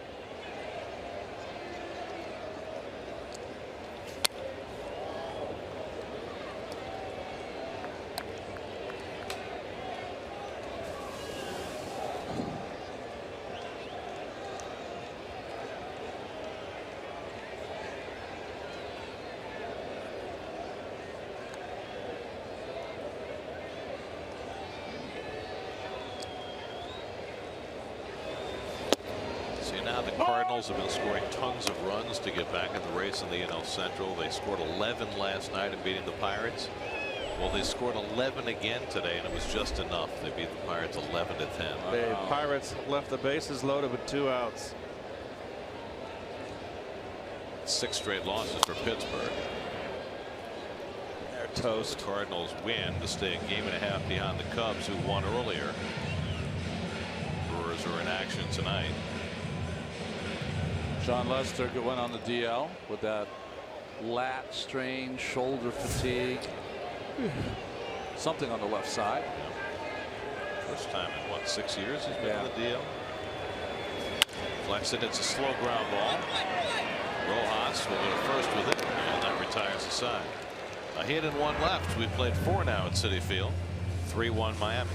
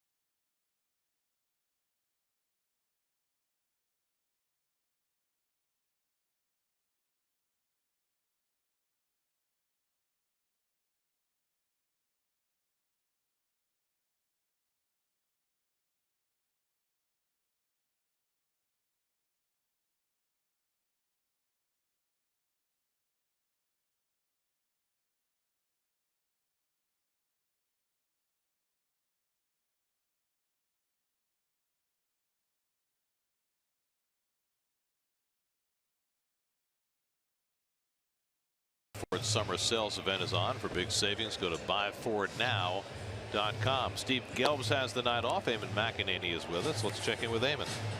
Well, guys, certainly a lot of discussion now about Giancarlo Stanton changing his stance, and I had a chance to talk to Don Mattingly, who certainly wasn't afraid to tinker his stance at the plate despite all his success. And Don Mattingly told me that Giancarlo really came up with the idea on his own. It was after a rough series earlier in June against the Cubs in Chicago. He started to work on it on his own. It didn't come from a suggestion from Mike Pagliarillo, the hitting coach, or from Don Mattingly. And Mattingly told me it was another example of the evolution of a player of Giancarlo Stanton. And also earlier today with reporters, Mattingly was asked, about Giancarlo Stanton home run streak, which was snapped 2 games shy of tying a record that Mattingly shares with Dale Long and Ken Griffey Jr. And he joked, I didn't want him to stop. I wanted him to break my record and get to 12 or about 15. So I asked Mattingly about that run back in 1987, and he said it was like riding a wave, and he just wanted to hold on and hope it didn't end, as there's a grounder back to Flexen, who makes a nice play to get the speedy D. Gordon. And he told me that back then it was like you went to the plate blank. Your mind was free of all clutter. And Keith, I'm sure you can relate to this. He didn't think about his stance. He didn't think about where his hands were. He just went up there with a free mind, and he saw the ball well, and he went to the plate with a ton of confidence. And that's what he saw from Giancarlo Stanton on that stretch, and since he's changed his stance.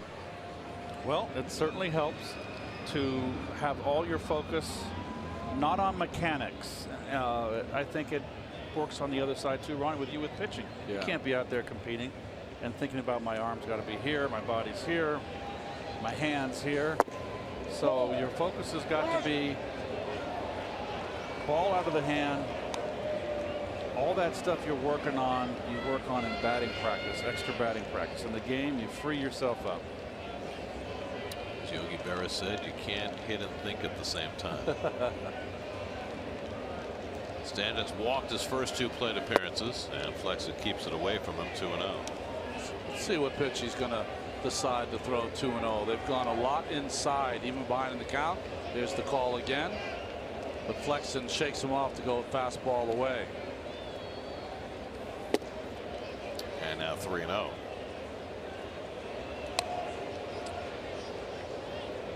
When you're a young pitcher and you got a guy that's as dynamic a player as Stanton, you really want to go after him, but sometimes it's hard to make it happen. Swinging 3-0, and he pops it up. And Reynolds one-hands it, and Stanton is retired for the first time tonight and kicking himself a little bit. Well, he had one to drive. You want to look middle in. And he got it middle in and around belt high, I believe. I mean, that was like a BP fastball. Yeah. Flexen was 90 miles an hour. And he missed it. No, and he's not very happy either. Talking to himself. Well, you didn't, during that stretch, I bet you didn't miss that pitch. Well, how about this? Stanton, up until Tuesday night, had a 35-game stretch where he hit 23 home runs. The only other players in Major League history who had 23 home runs in a 35-game stretch: Sammy Sosa, Mark McGwire, Barry Bonds. Wow. All the guys who Stanton basically has discounted by saying that the real home run record is 61. It's a very interesting comment on Stanton's part. It really was. I commend him for it. Yelich had a double into the left field corner his last time up. He fouls off the changeup. 2-1. Well, certainly 60 is within reach for Stanton, but he'd have to stay on a pretty steady pace between now and the end of the year. Marlins, including tonight, have 43 games left. So it wouldn't be another 23 and 35, but it would have to be 16 or 17 in 43, which is still substantial. Well, it's just too bad that the Roger Maris and Roots record, 61-60 for whatever side you're on that, folks, was shattered by 2 guys in a single season who have been tarnished. And then outflanked by another guy who was similarly tarnished. Well, some people tried to tarnish Maris because of the game schedule, number of games. They wanted an asterisk after his name, and Ruth did it in 154. Roger did it in 162. Curveball grounded out to second. And Flexen has his elusive 1-2-3 inning. Sets down the top three in the batting order. And with that, we're halfway through. 3-1 Marlins.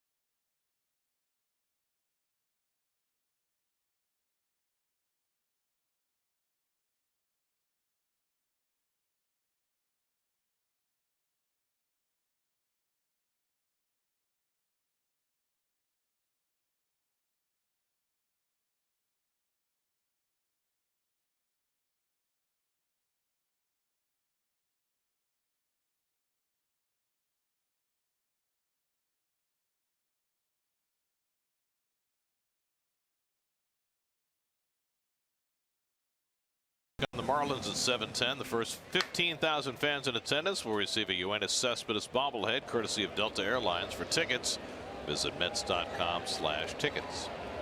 Mets start their third time around the batting order against Justin Nicolino, who's got himself a 3-1 lead.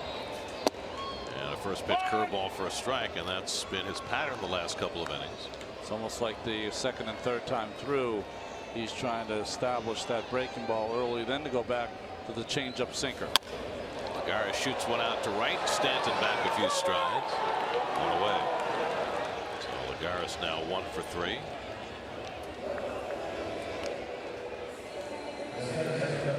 Your Ford 5th inning recap. JT Realmuto hit the 2-run homer to put the Marlins in front against Chris Flexen. Nicolino has done the rest. He has scattered 6 hits over 4 1/3. Alliteration. I like it. Asdrubal Cabrera has 2 of the 6 hits.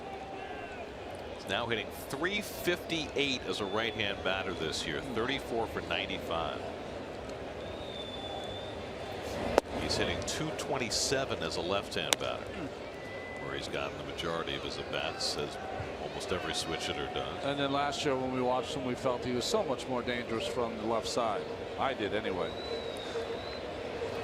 Well, think about Neil Walker's year, right? Last year he had a career year right-handed, 6 home runs. He had only had 5 in his career. This year he didn't have a single one before he was traded.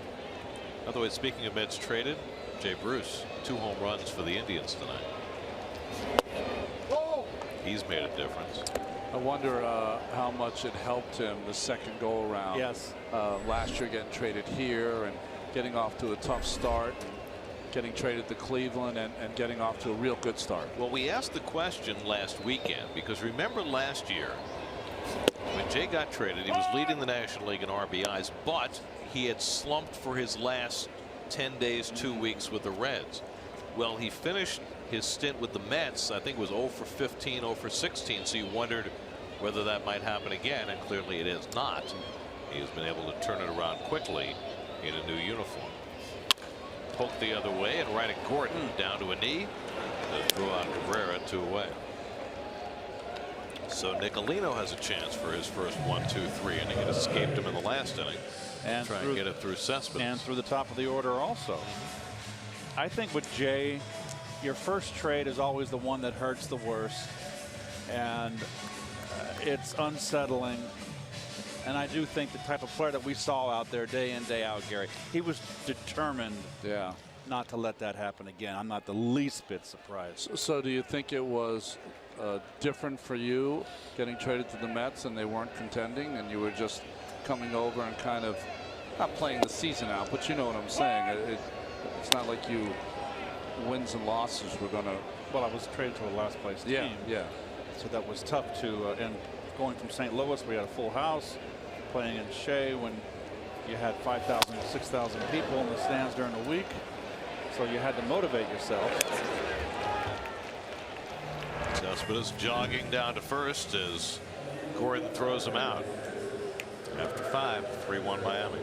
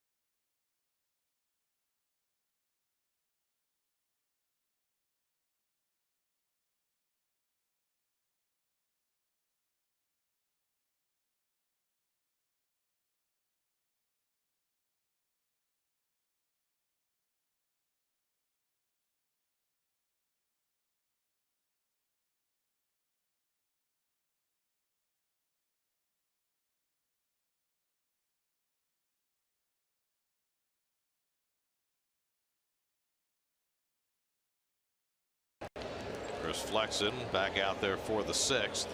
His longest outing in the big leagues has been 5 2/3 innings. He'll try and get through 6 tonight. Marcell Ozuna will lead off. Ozuna walked and scored in the 2nd, delivered a run with a sacrifice fly in the 3rd. His 91st run batted in, and a first pitch curveball, 0-1.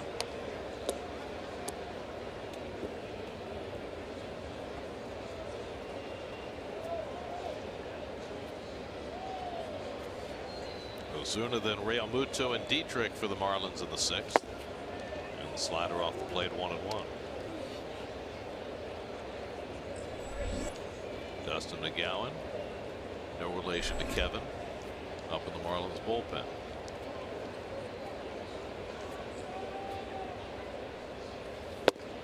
And a half swing, call strike, 1-2. Good breaking ball there.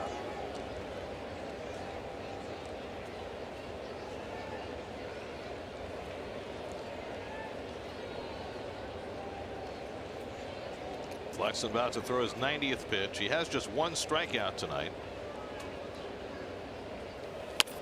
Off the fists, and Ozuna stays alive.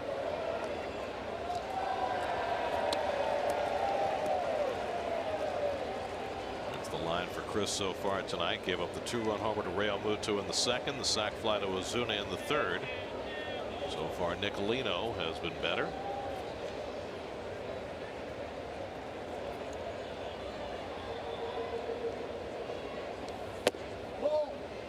Up and into Ozuna. Ozuna this year has been able to sustain his season.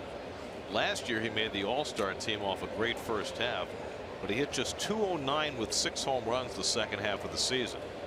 This year another All-Star season, but he's been able to keep up the pace in the second half and having his best year. Slider misses 3-2. And his first big league hit off Jeremy Hefner. 233 pounds. He's a big guy. 6'1". That's solid. More than solid. Great arm. We've seen that multiple times. Outside, ball 4, and Ozuna's on with another walk.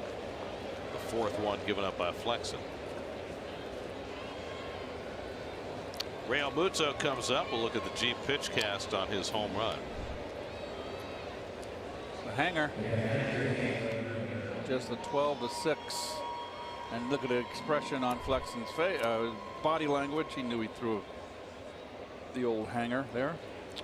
Went for 12-6 and only got 12 to 5.5. Didn't get across the dial.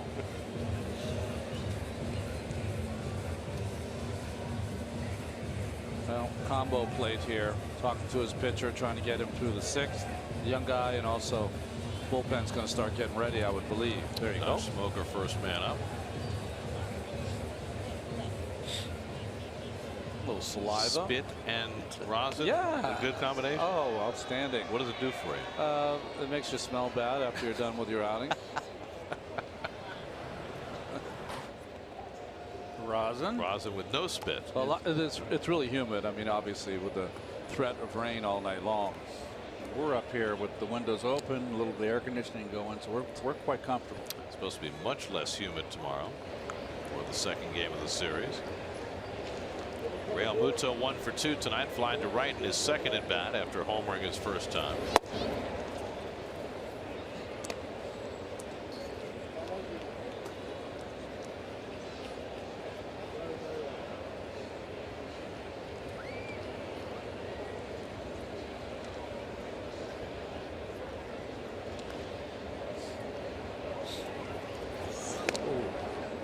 Almost balked there, Flexen.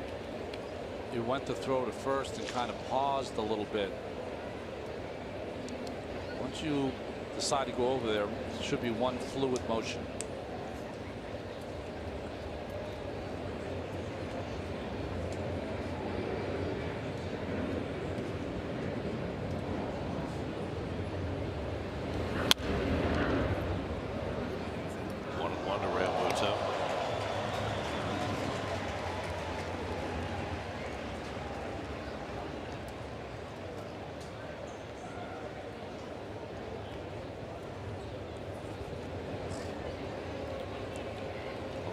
Refreshing thing about this game, we're in the 6th inning. There have been only 2 strikeouts in this game, 1 on each side. Don't see that anymore. I mean, routinely double figures most nights. Well, this year, each month of the season has set a new major league record for the most strikeouts in a calendar month. May was more than April, June was more than May, July was more than June, etc. And each one set a new record. And I don't know how that trend gets turned around, because it's been going on for a few years now. I mean, we know about the difference in approach on the part of hitters as far as looking to hit more home runs and not caring as much, at least some, about how many times they strike out. But you're seeing some of the better teams, Houston and others, starting to come back from the fold and have a better 2-strike approach. In the air right. Hello started back, now coming on, and he gets there with a tumbling catch. So Nimmo broke back on that ball from Real Muto, but had enough time to come in and get it. Well, Nimmo's very athletic, can run, recovers from the bad break.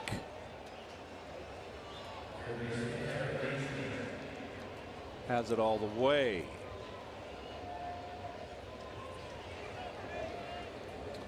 Flexen needed that.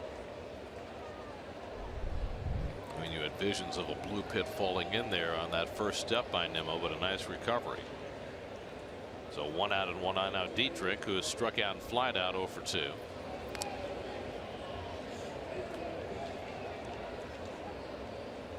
I mean, they're talking about strikeouts versus home runs. Even the Mets have done a better job with that this year. The Mets lead the league in home runs, but they have the 6th fewest strikeouts of any team. So they've done a better job putting the ball in play despite all the home runs. You mentioned the Astros. They're the epitome of that. That's hit hard into right. A base hit for Dietrich. Around second, Ozuna. He'll go first to third. And the Marlins have runners at the corners with 1 out.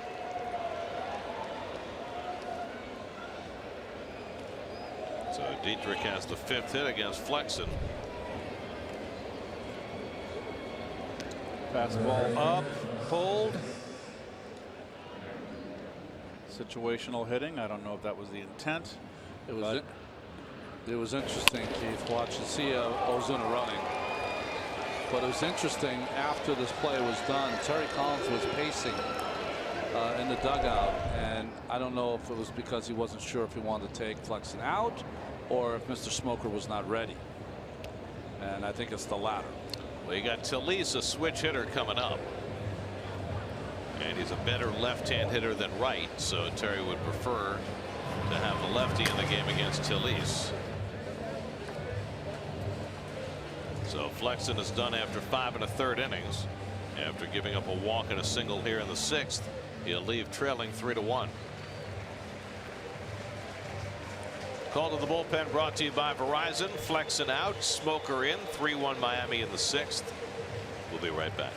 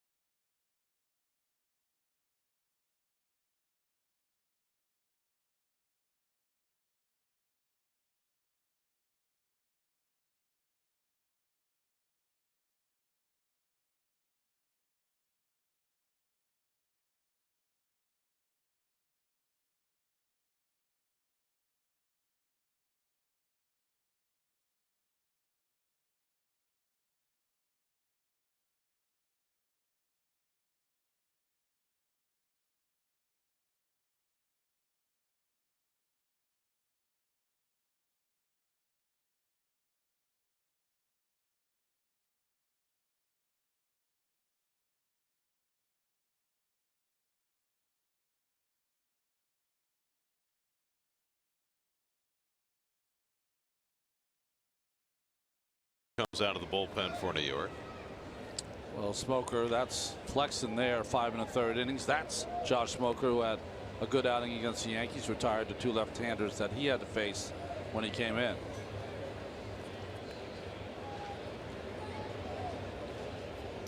Tomas Talise turns around about right-handed, and he pops up the first pitch. Flores hoping for a play, coming over to the railing. Staggers, catches it, falls down, hangs on.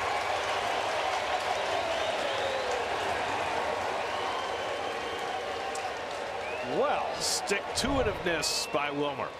Wilmer backing up on his heels. Makes the play. Wasn't pretty,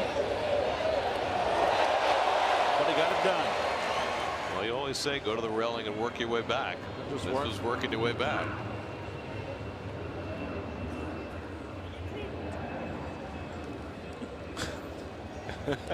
Wilmer. It's good he could smile. You certainly don't want to drop that ball. So Smoker comes in, throws one pitch, and gets a big out. And now Miguel Rojas, the number 8 hitter. Tyler Moore is out on deck to pinch hit. They've got Dustin McGowan up in the bullpen, so it's not a situation where you pitch around Rojas. Problem with Rojas is that with Wilmer holding the runner on, Rojas has got great ability to hit the ball in that hole, hit the ball in the opposite field. That's where he hit it for his base hit first time up tonight. The slider misses from Smoker, ball 1.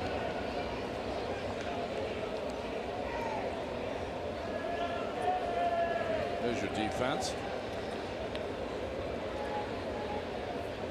Very shallow and toward right in the outfield. And a slider in for a strike. 1-1.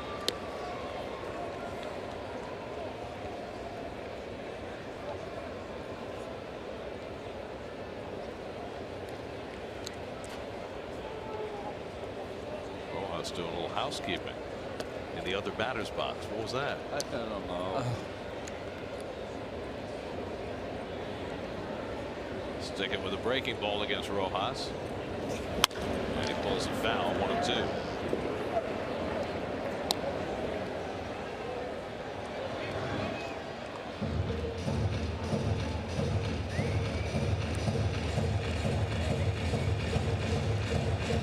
That helmet's got as much pine tar on it as the bat. Carnell flashing signals to the infield about what to do if Dietrich takes off from first.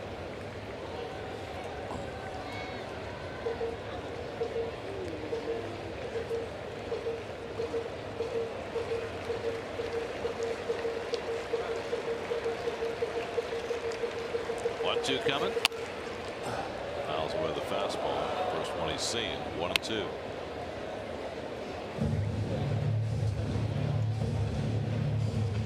Chris flexing out after 5 1/3, 98 pitches, 5 hits, 4 walks, 1 strikeout, 1 home run, 3 runs allowed so far.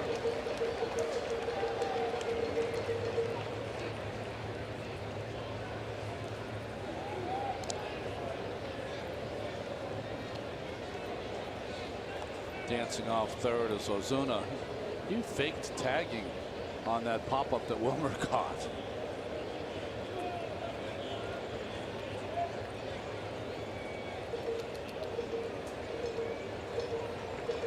One, 2. Up and away. Did you check out the night for Manny Machado tonight? I mean, the Angels had the lead the entire game. 3 home runs. The last one, a walk-off grand slam. Orioles 9, Angels 7. Wow. I mean, his numbers in the first half were terrible, but all of a sudden he's more like Manny Machado. Just inside. 3-2. 5 players in baseball that if you had a choice you'd want, go get all 5. Is he in your 5? He certainly was before this year. See how he finishes this year. But I mean, it was very puzzling his first half this year, you'd have to say, right? The entire team. Yeah. And yet they're still in contention. Everyone's in contention. Right. Well, Toronto, I mean, they've gotten themselves back in it. Texas 2 out. We saw Texas. 3-2. Grounded down to third. Reynolds has it. His play will be to first. In time to get Rojas. Side retired. Good job by Smoker. Comes in to get 2 outs. Strand a pair for Flexen. Still 3-1 Miami.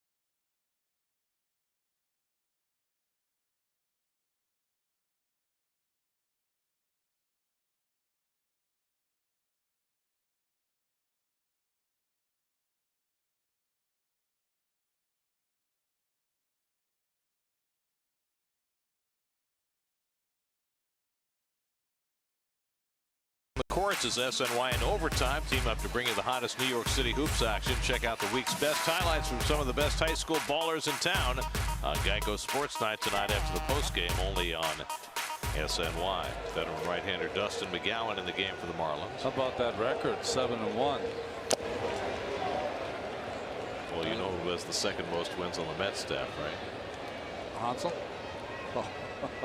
I mean, yeah, I mean, it's always silly when. I mean, you know, a lot of people now talk about wins not being meaningful, but wins have never been meaningful for relief pitchers. I will say the '86 team, when Roger McDowell had 21 saves, 22 saves, and 14 wins, he pitched a lot of tight games. That's the roller, get you loose.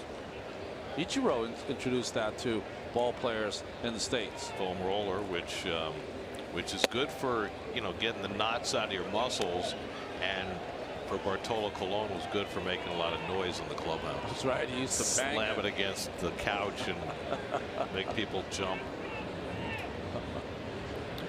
Wilmer's driven in the only Met run tonight. Also provided the light moment with his tumbling catch of a foul pop-up in the last half inning.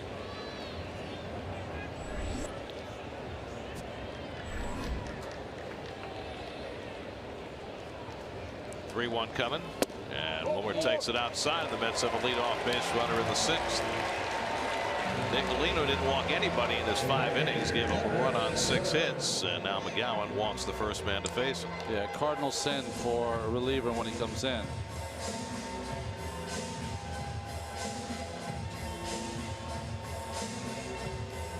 And now Travis d'Arnaud has popped up and flied out.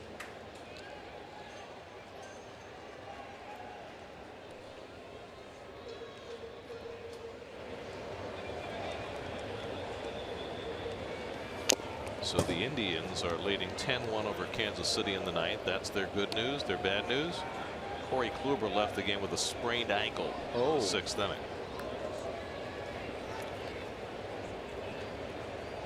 Indians with a 5.5 game lead going into the ninth. Legit ace.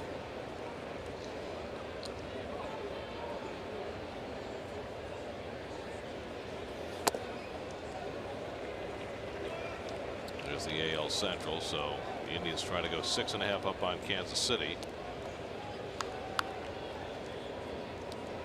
Minnesota's up 9-3 on the Diamondbacks, so they could move back into second place.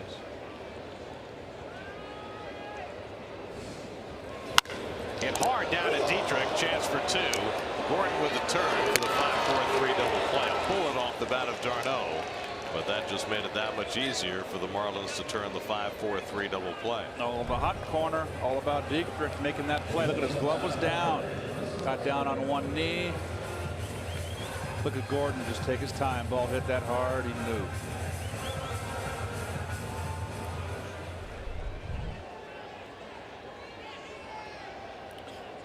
So 2 out and nobody on, and now Ahmed Rosario, who had an infield hit in the second, grounded out in the fourth, 1 for 2. Goes to the backstop. Here's your Empire City Casino Mets box score. Flores drove in the only run with a 2-out hit in the third. Mets have 6 hits, all singles.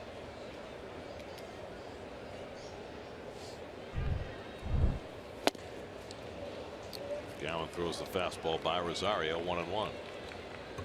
McGowan's had a big arm for a long time, hadn't he? Coming up with the Toronto Blue Jays, starter and a reliever. Never could put it together as a starting pitcher.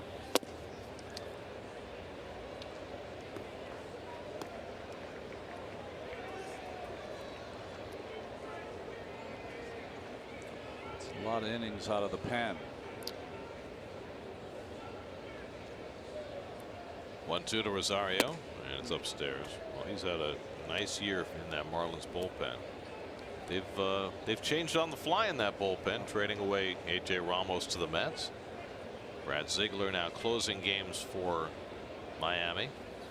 That's lined into left, and Rosario has his second hit of the game. So he was throwing fastballs right by him, but he threw a slider on 2-2, and Rosario pulls it into left. Nice at bat by Rosario. And again, a pitcher not recognizing, oh, it's a hanger too. Even though it's down, but not recognizing that he threw the fastball right by him. A walk and 2 bullets, even though he's got 2 outs, McGowan. Sometimes better lucky than good. That's right.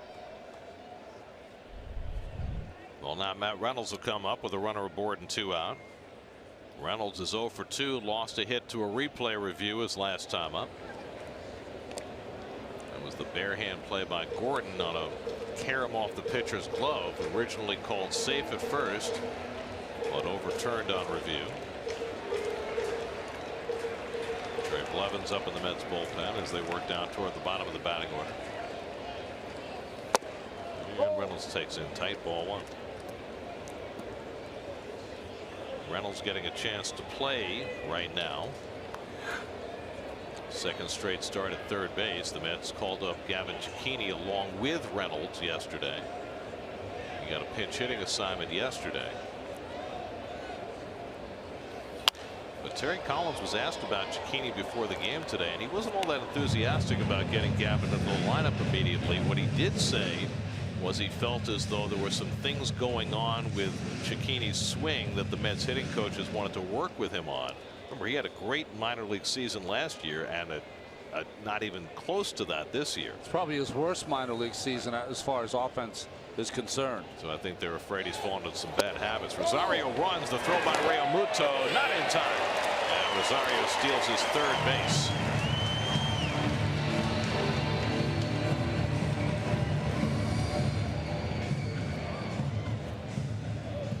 So Rosario gets himself into scoring position.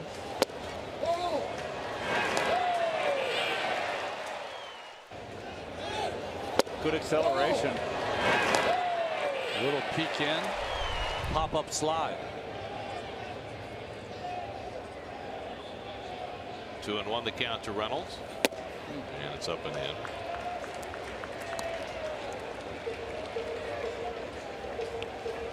You know, when we've watched him steal bases, he hasn't necessarily got great jumps, but he can run a little bit.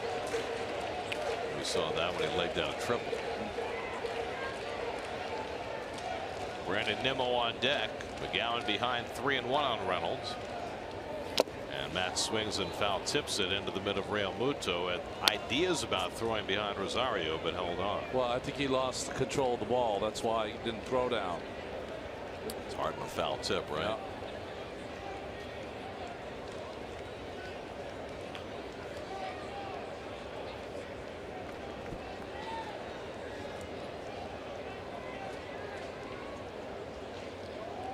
Now it's 3-2 to Reynolds. And a pickoff try, and it's into center field, and Rosario takes off for third. So a bad throw by McGowan, and the error puts Rosario at third with 2 out. Remember, as a pitcher, you don't have to throw to second base. So if you make the turn and he's close, hold on to the baseball. It's a terrible throw. I'll say.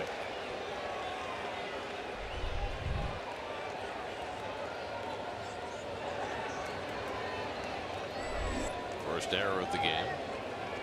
3-2 to Reynolds. Line center field. Yelich is there, reaches down and slides to grab it. Side retired. Well, the Mets hit 3 balls hard in that inning, and McGowan walked a batter, but they get nothing to show for it. Yelich stays with it. Still 3-1 Marlins going to the 7th.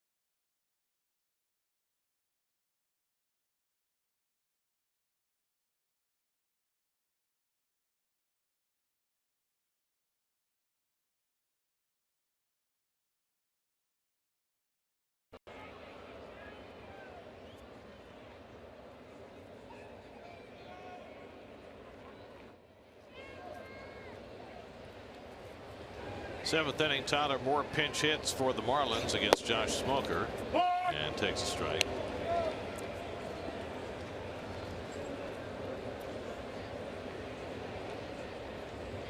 Moore batting for the pitcher, McGowan. Nobody up at the moment in the Marlins bullpen, but I assume that'll change momentarily.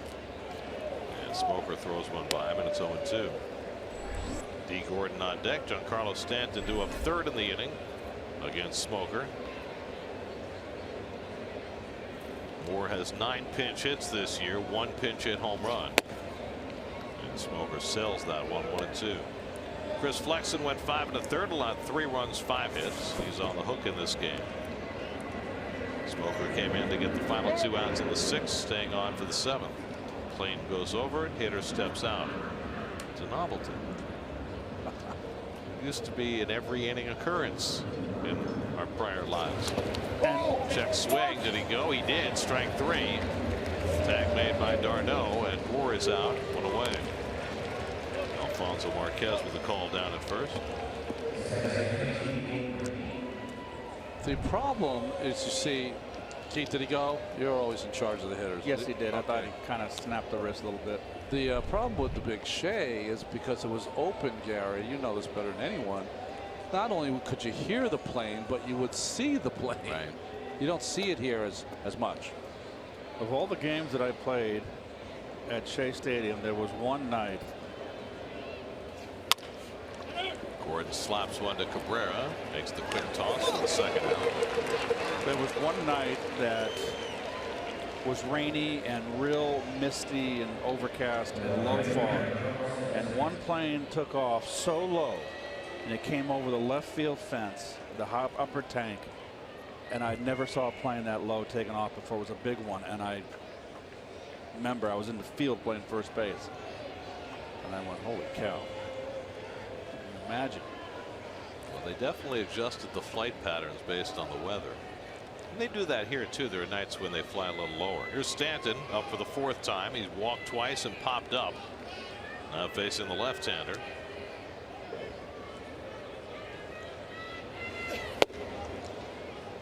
So if you're Smoker, your rules of engagement would be very careful to Mr. Stanton. You got the left-handed Yelich up next, right? Well, it has seemed as though that's the course that the Mets are taking anyway. I mean, Flexen was extremely careful with him. Got away on a 3-0 pitch in the 5th inning when Stanton popped up, but walked him the other 2 times. And Smoker keeping it on the outside corner, and it's 1-2. That was a pitch for Stanton to hit. And he got caught sitting on something soft.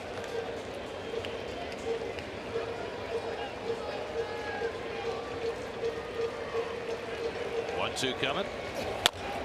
Tap foul.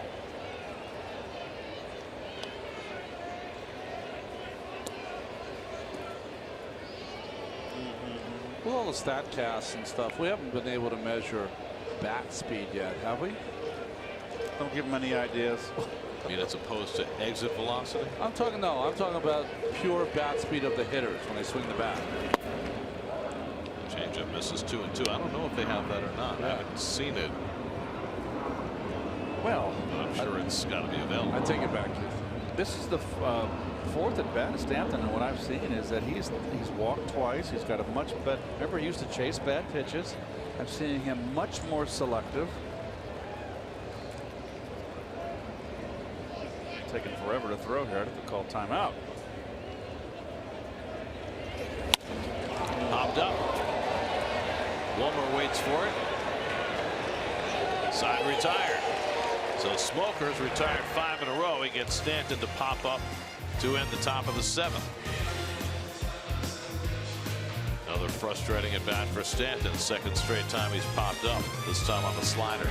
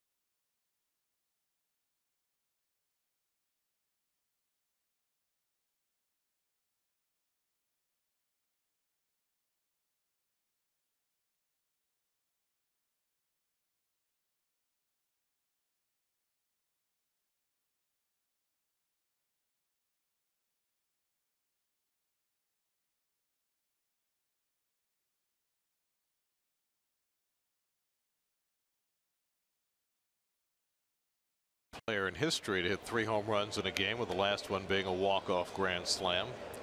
Rookie right-hander Drew Steckenrider comes on to pitch the bottom of the 7th for the Marlins. Well, they'll drop some names on you, won't they? This Marlins bullpen: Barraclough, Steckenrider. This guy was in New Orleans for most of the year, recalled in late July. In 20 games, he's been pretty good for Don Mattingly's club. Atlanta area kid, University of Tennessee product. Need broad shoulders to carry a name like that. By the way, speaking of University of Tennessee products, did you see the shot tonight of R.A. Dickey wearing the throwback Braves uniform? Throwback to when? To What the time? 70s, with the lowercase a on the hats. And Like Biff Pocoroba in that time? He looked great in it. Those are not great uniforms, but R.A. looked like he belonged in that uniform. The softball uniforms, the blue tops with the white on the shoulder, on the arm. Perfect. 2-2 to Nimmo. That's back in the days of Chief Nakahoma. Remember him? Oh, jeez.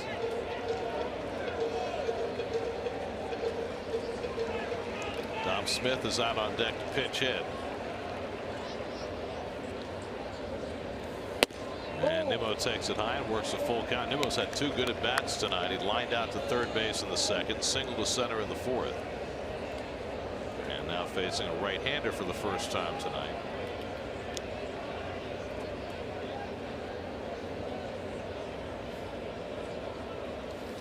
And Nimmo fouls away the fastball.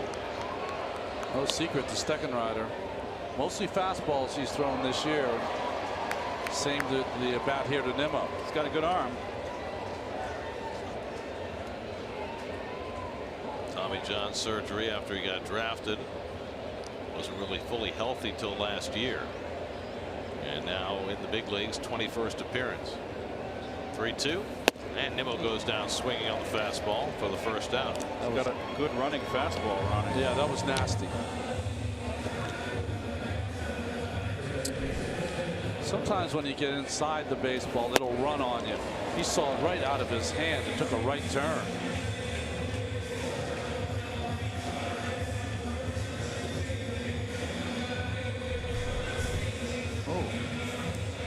So now Dominic Smith will pinch it. Got the night off tonight against the lefty. Went 2 for 15 in the series against the Yankees.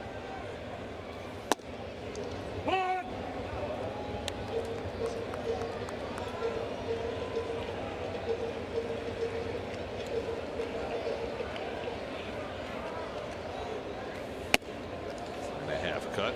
0-2. No, There you go. That's R.A. Doesn't it look like he belonged in the 1970s? Look what he's doing. He's throwing a fastball. Fastball grip in Nuxie's uniform. There you go. Well, Phil can throw fastballs too. Behind the count. Smith down on 3 pitches, so Steckenrider takes care of him in short order. 2 straight strikeouts for the right-hander. That struck out only once in the first 6 innings, but back-to-back strikeouts to start the 7th.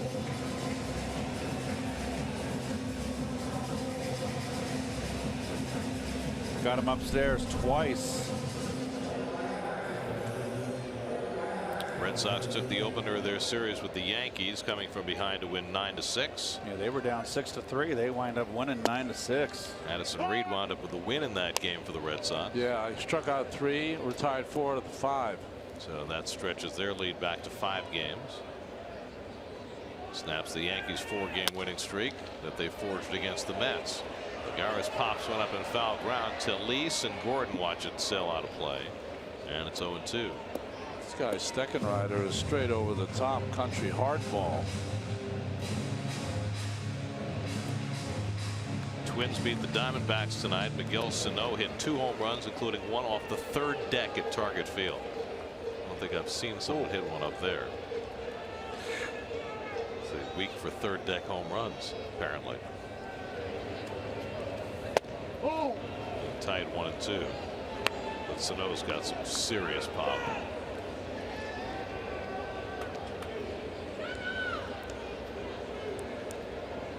Lagares 1 for 3 tonight. And he shoots that one foul.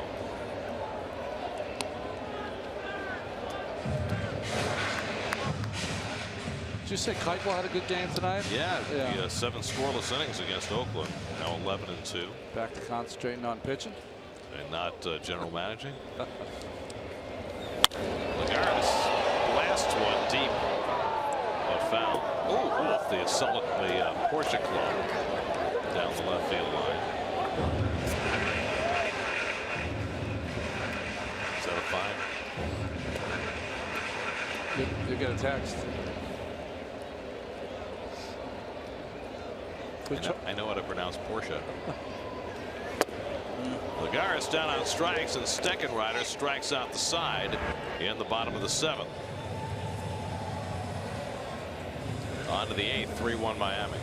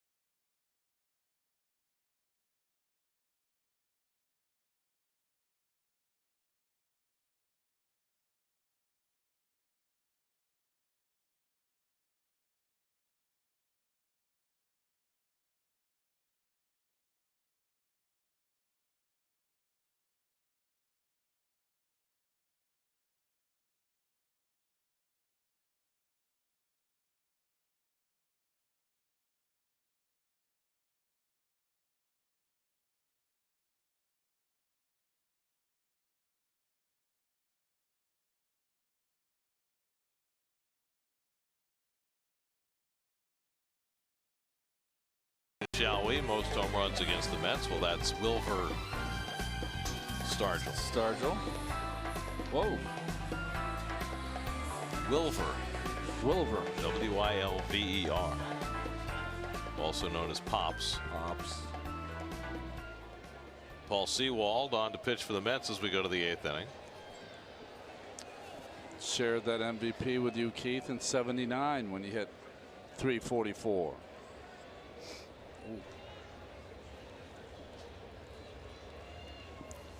Sewald worked Wednesday night, took the loss against the Yankees. Gave up the 2-run double to Didi Gregorius that proved to be the difference in that game. They'll face the heart of the batting order for the Marlins, Yelich, Ozuna, and Real Muto in the 8th. Marlins got a 2-run homer from Real Muto in the 2nd, a sac fly from Ozuna in the 3rd, and so far that's been enough. Mets were able to scratch 1 run on a Wilmer Flores RBI hit in the 3rd, and nobody's scored since. Josh Smoker faced 5 batters in relief, retired them all, and now Sewald pitching the 8th. And Yelich takes the backdoor slider outside, 1-1.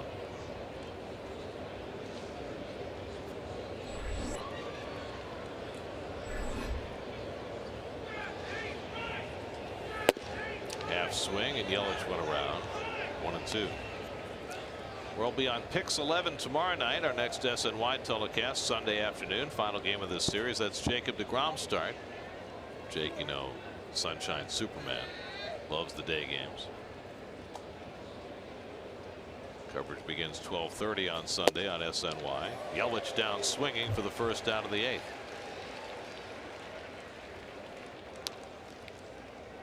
So Sewald fans the first man to face him. Just the 3rd strikeout for Met pitching tonight. Yeah, he did drop down just a little bit to get that ball to sail. So 1 out now. Ozuna, no official at bats tonight. 2 walks and a sacrifice fly. He scored a run. He's driven in a run. And Ozuna flies one out to center. Lagares is there. 2 out. So 2 up and 2 quickly set aside for Sewall. What have you been doing over I was here? getting static in my my headset, and I mean loud static, and I was drowning out your voices. You guys didn't have it. I'm on the spare now. So we always have the backup here. This is see where it says spare. I already checked in. I reported into the chief of the truck that I was on the spare. I thought that was something more than that. You were very frenetic. The way you were gesticulating, I thought that something was seriously wrong. It wasn't feeling good in my ears, number one. 2 hopper to short. Rosario throws out Real Muto. 6-pitch inning for Paul Sewall. We go to the bottom of the 8th. 3-1 Miami.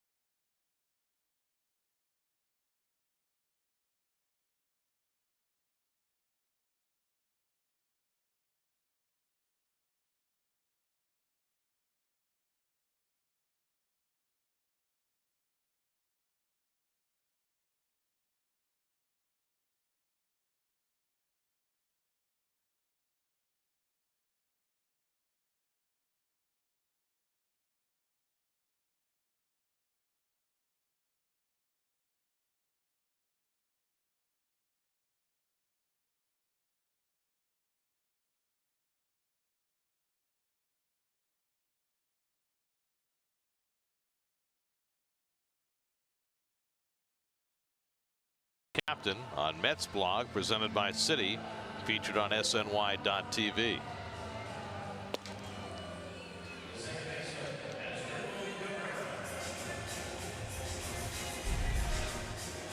Cal Barraclough, another long name out of the Marlins bullpen, on to pitch in the bottom of the 8th. His year has not been like it was last year when he was striking out the world at a low ERA. He's been roughed up a bit this year, including by the Mets.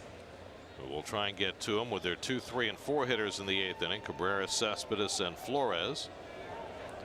Mets have 7 hits tonight, but they've all been singles. Cabrera has 2 of them. He's 2 for 3. And Barraclough gets the slider in for a strike.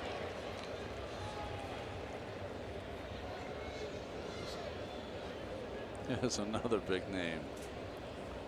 The guy who sews the names on the jerseys here gets a workout. That's right. Might get repetitive carpal motion. tunnel, right? Yeah. Well, I'm thinking that Barraclough probably has to have on the Players' Day the simplest nickname, right? You got to be the Claw if you're Barraclough. Could be Barracuda. Not like the arch villain in Get Smart. That's right. That's a perfect number of letters. That's excessive. Does William Van Landingham still have the record? Oh, Longest wow. last name. Maybe. Although the Giants had another guy.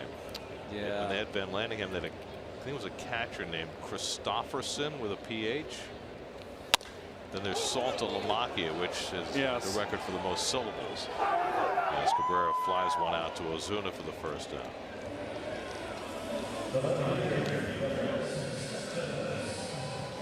It's interesting that on the Players Weekend, when they got to put their nicknames on the jerseys, many are putting their nicknames, but I saw some are just using their last name. So maybe they're the older school kind of players.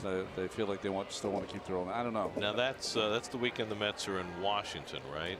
Yes. So they get to do it for 4 games. Oh, that's right, doubleheader. They have to reschedule game, that day-night doubleheader. Still throwing hard, Ronnie. Yeah. He's having an off year, but he's still bringing it in there. Barraclaw. I think, you know, his only Achilles heel, even when he was great last year, is walking batters. Right. Almost 6 walks per 9 innings this year, almost 5.5 last year. Oh, good slider flying into shallow right center. Angling in is Stanton. Out goes Gordon, and Gordon makes the catch. 2 out. I get the feeling that this Marlin team, they like each other, don't you? I think they got good teammates. We have been informed that on the Players Weekend, Barraclaw's nickname on his jersey will be Bear, as in Bear Claw. Well, to me, that was the second obvious choice, but it's his nickname. Well, let's see. Barraclaw is number 46. 46 for the Mets is Smoker. Okay. He could be Bear too, right? That's right. Smokey the Bear. No, Smoker's 49. Forget it. 1-1 to Flores, who has the only RBI for the Mets tonight. Base hit in the 3rd that drove in a run. He's also drawn a walk. 1 for 2.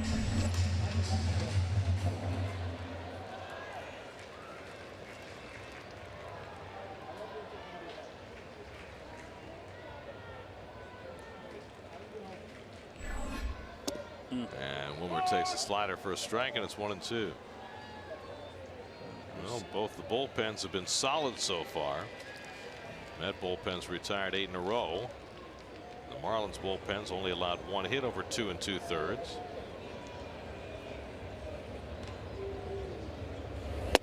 And Wilmer strikes out to end the inning. High fastball from Barraclaw gets him. Mets are down 1-2-3 in the bottom of the 8th. That sends us off to the 9th. 3-1 Miami.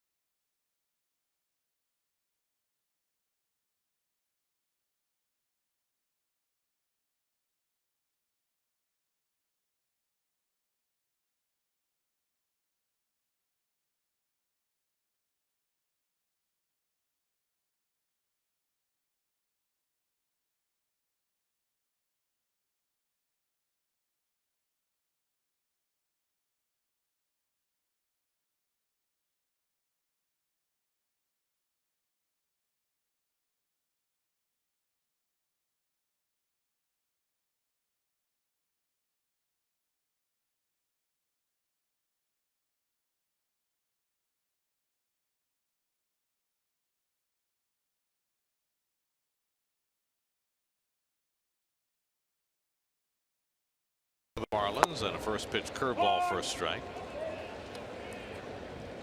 Jerry's numbers all good all year long. Last pitch at Yankee Stadium on Tuesday night.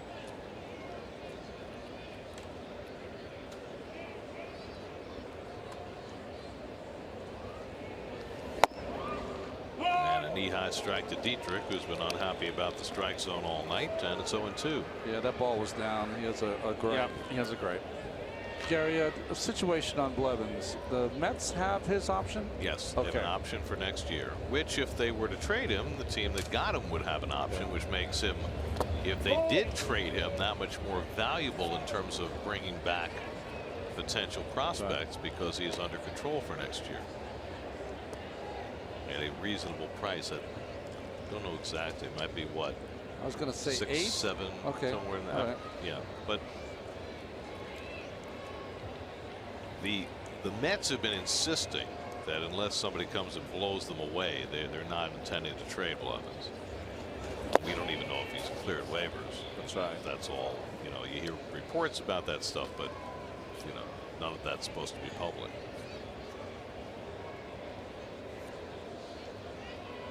Of course, the Mets still have some more commodities that they would certainly be interested in trading before the end of the month. A $7 million team option for Blevins next year. Of course, if you're a contender, you need to have a player in your organization by August 31st to be eligible for postseason. You can still make trades in September, but then that player would not be eligible to play in the postseason.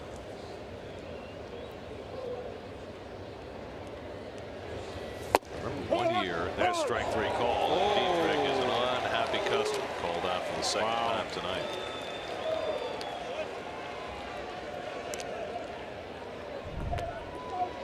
Well, the umpire won this battle. 2 of them. Oh, gee. 2 of them. Nice framing job by D'Arnaud, though. Stole that strike. I don't see how you can steal it. That ball was started out low. Knee high to a grasshopper. Or a praying mantis. A toasted grasshopper?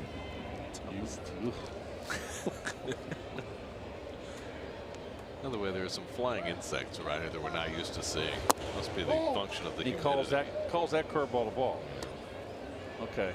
It's been a little inconsistent. They're all coming to see the waterfall that we've had here most of the evening. It's true. We've had rain in the booth tonight.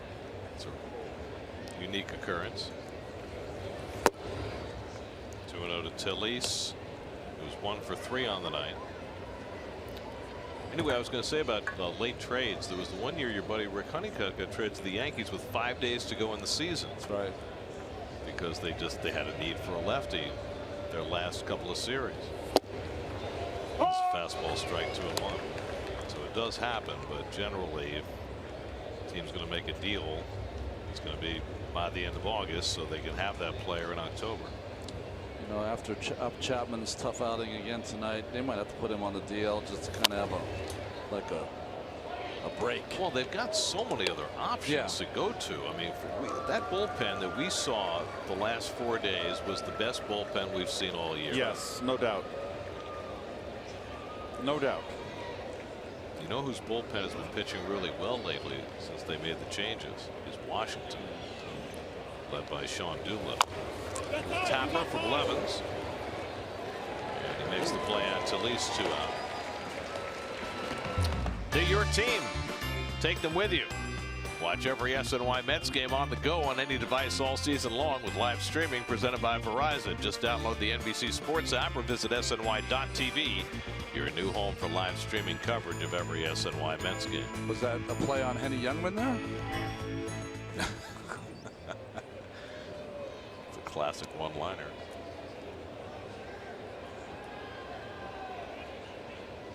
Miguel Rojas at the plate. Ichiro Suzuki on deck. He'll pinch hit if Rojas keeps the inning going. That bullpen's retired 10 in a row.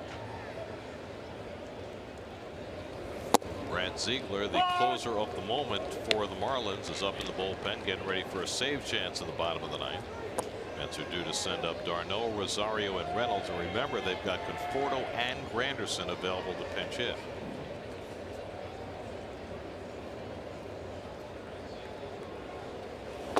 And the missed, and he held the swing 1-1. Tonight's starters brought to you by People's United Bank. Chris Flexen, not terrible, but Justin Nicolino was a little better. Each struck out only one. That's a rarity.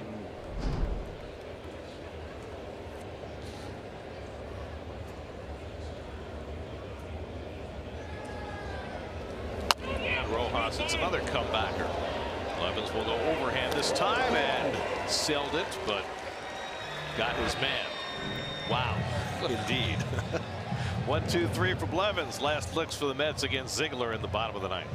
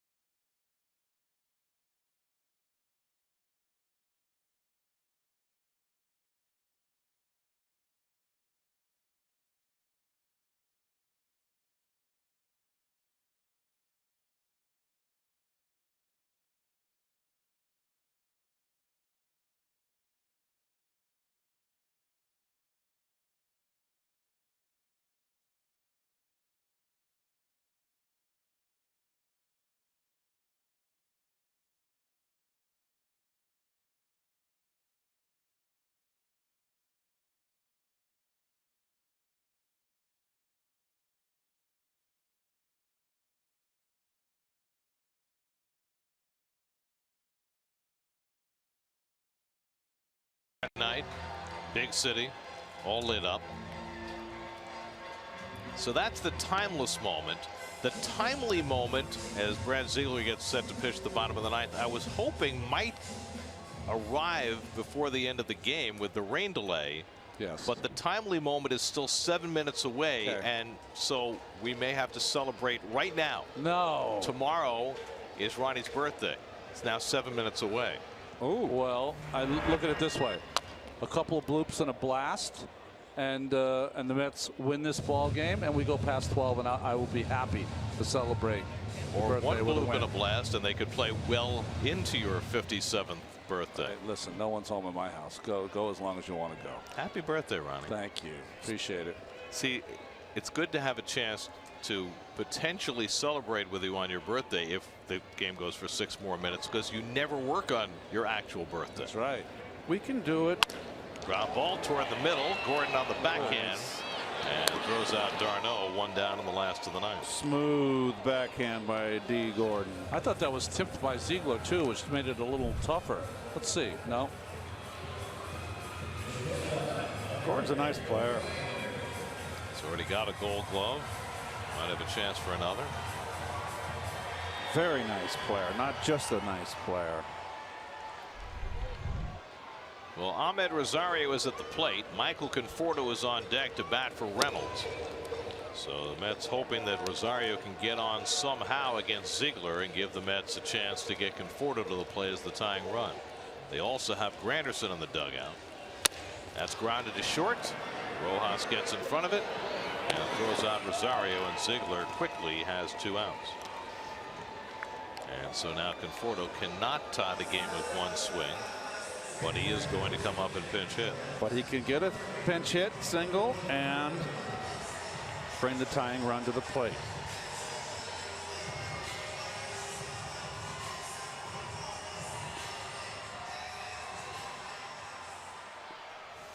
Michael coming off a rough series against the Yankees. He went 2 for 15 in the 4 games.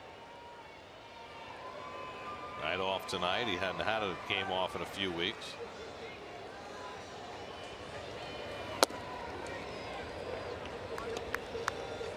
Ziegler now 37 years old. He's not new to closing. He closed games in Arizona for a couple of years. And he falls behind Conforto at 2-0. Conforto 1 for 2 against Ziegler. Jersey for good luck.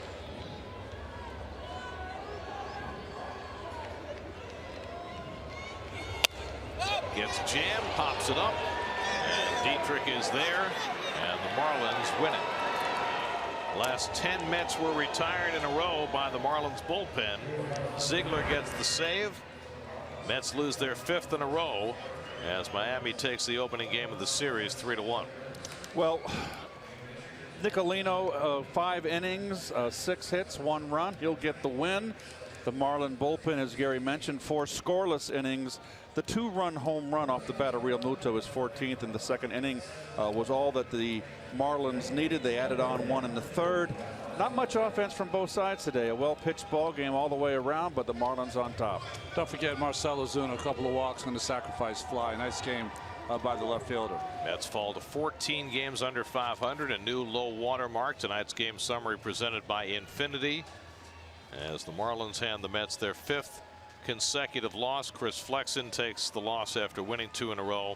We had an hour and 53-minute rain delay at the start, a 2-hour and 53-minute game, and it's still 3 minutes before Ronnie's birthday. Marlins win it 3-1.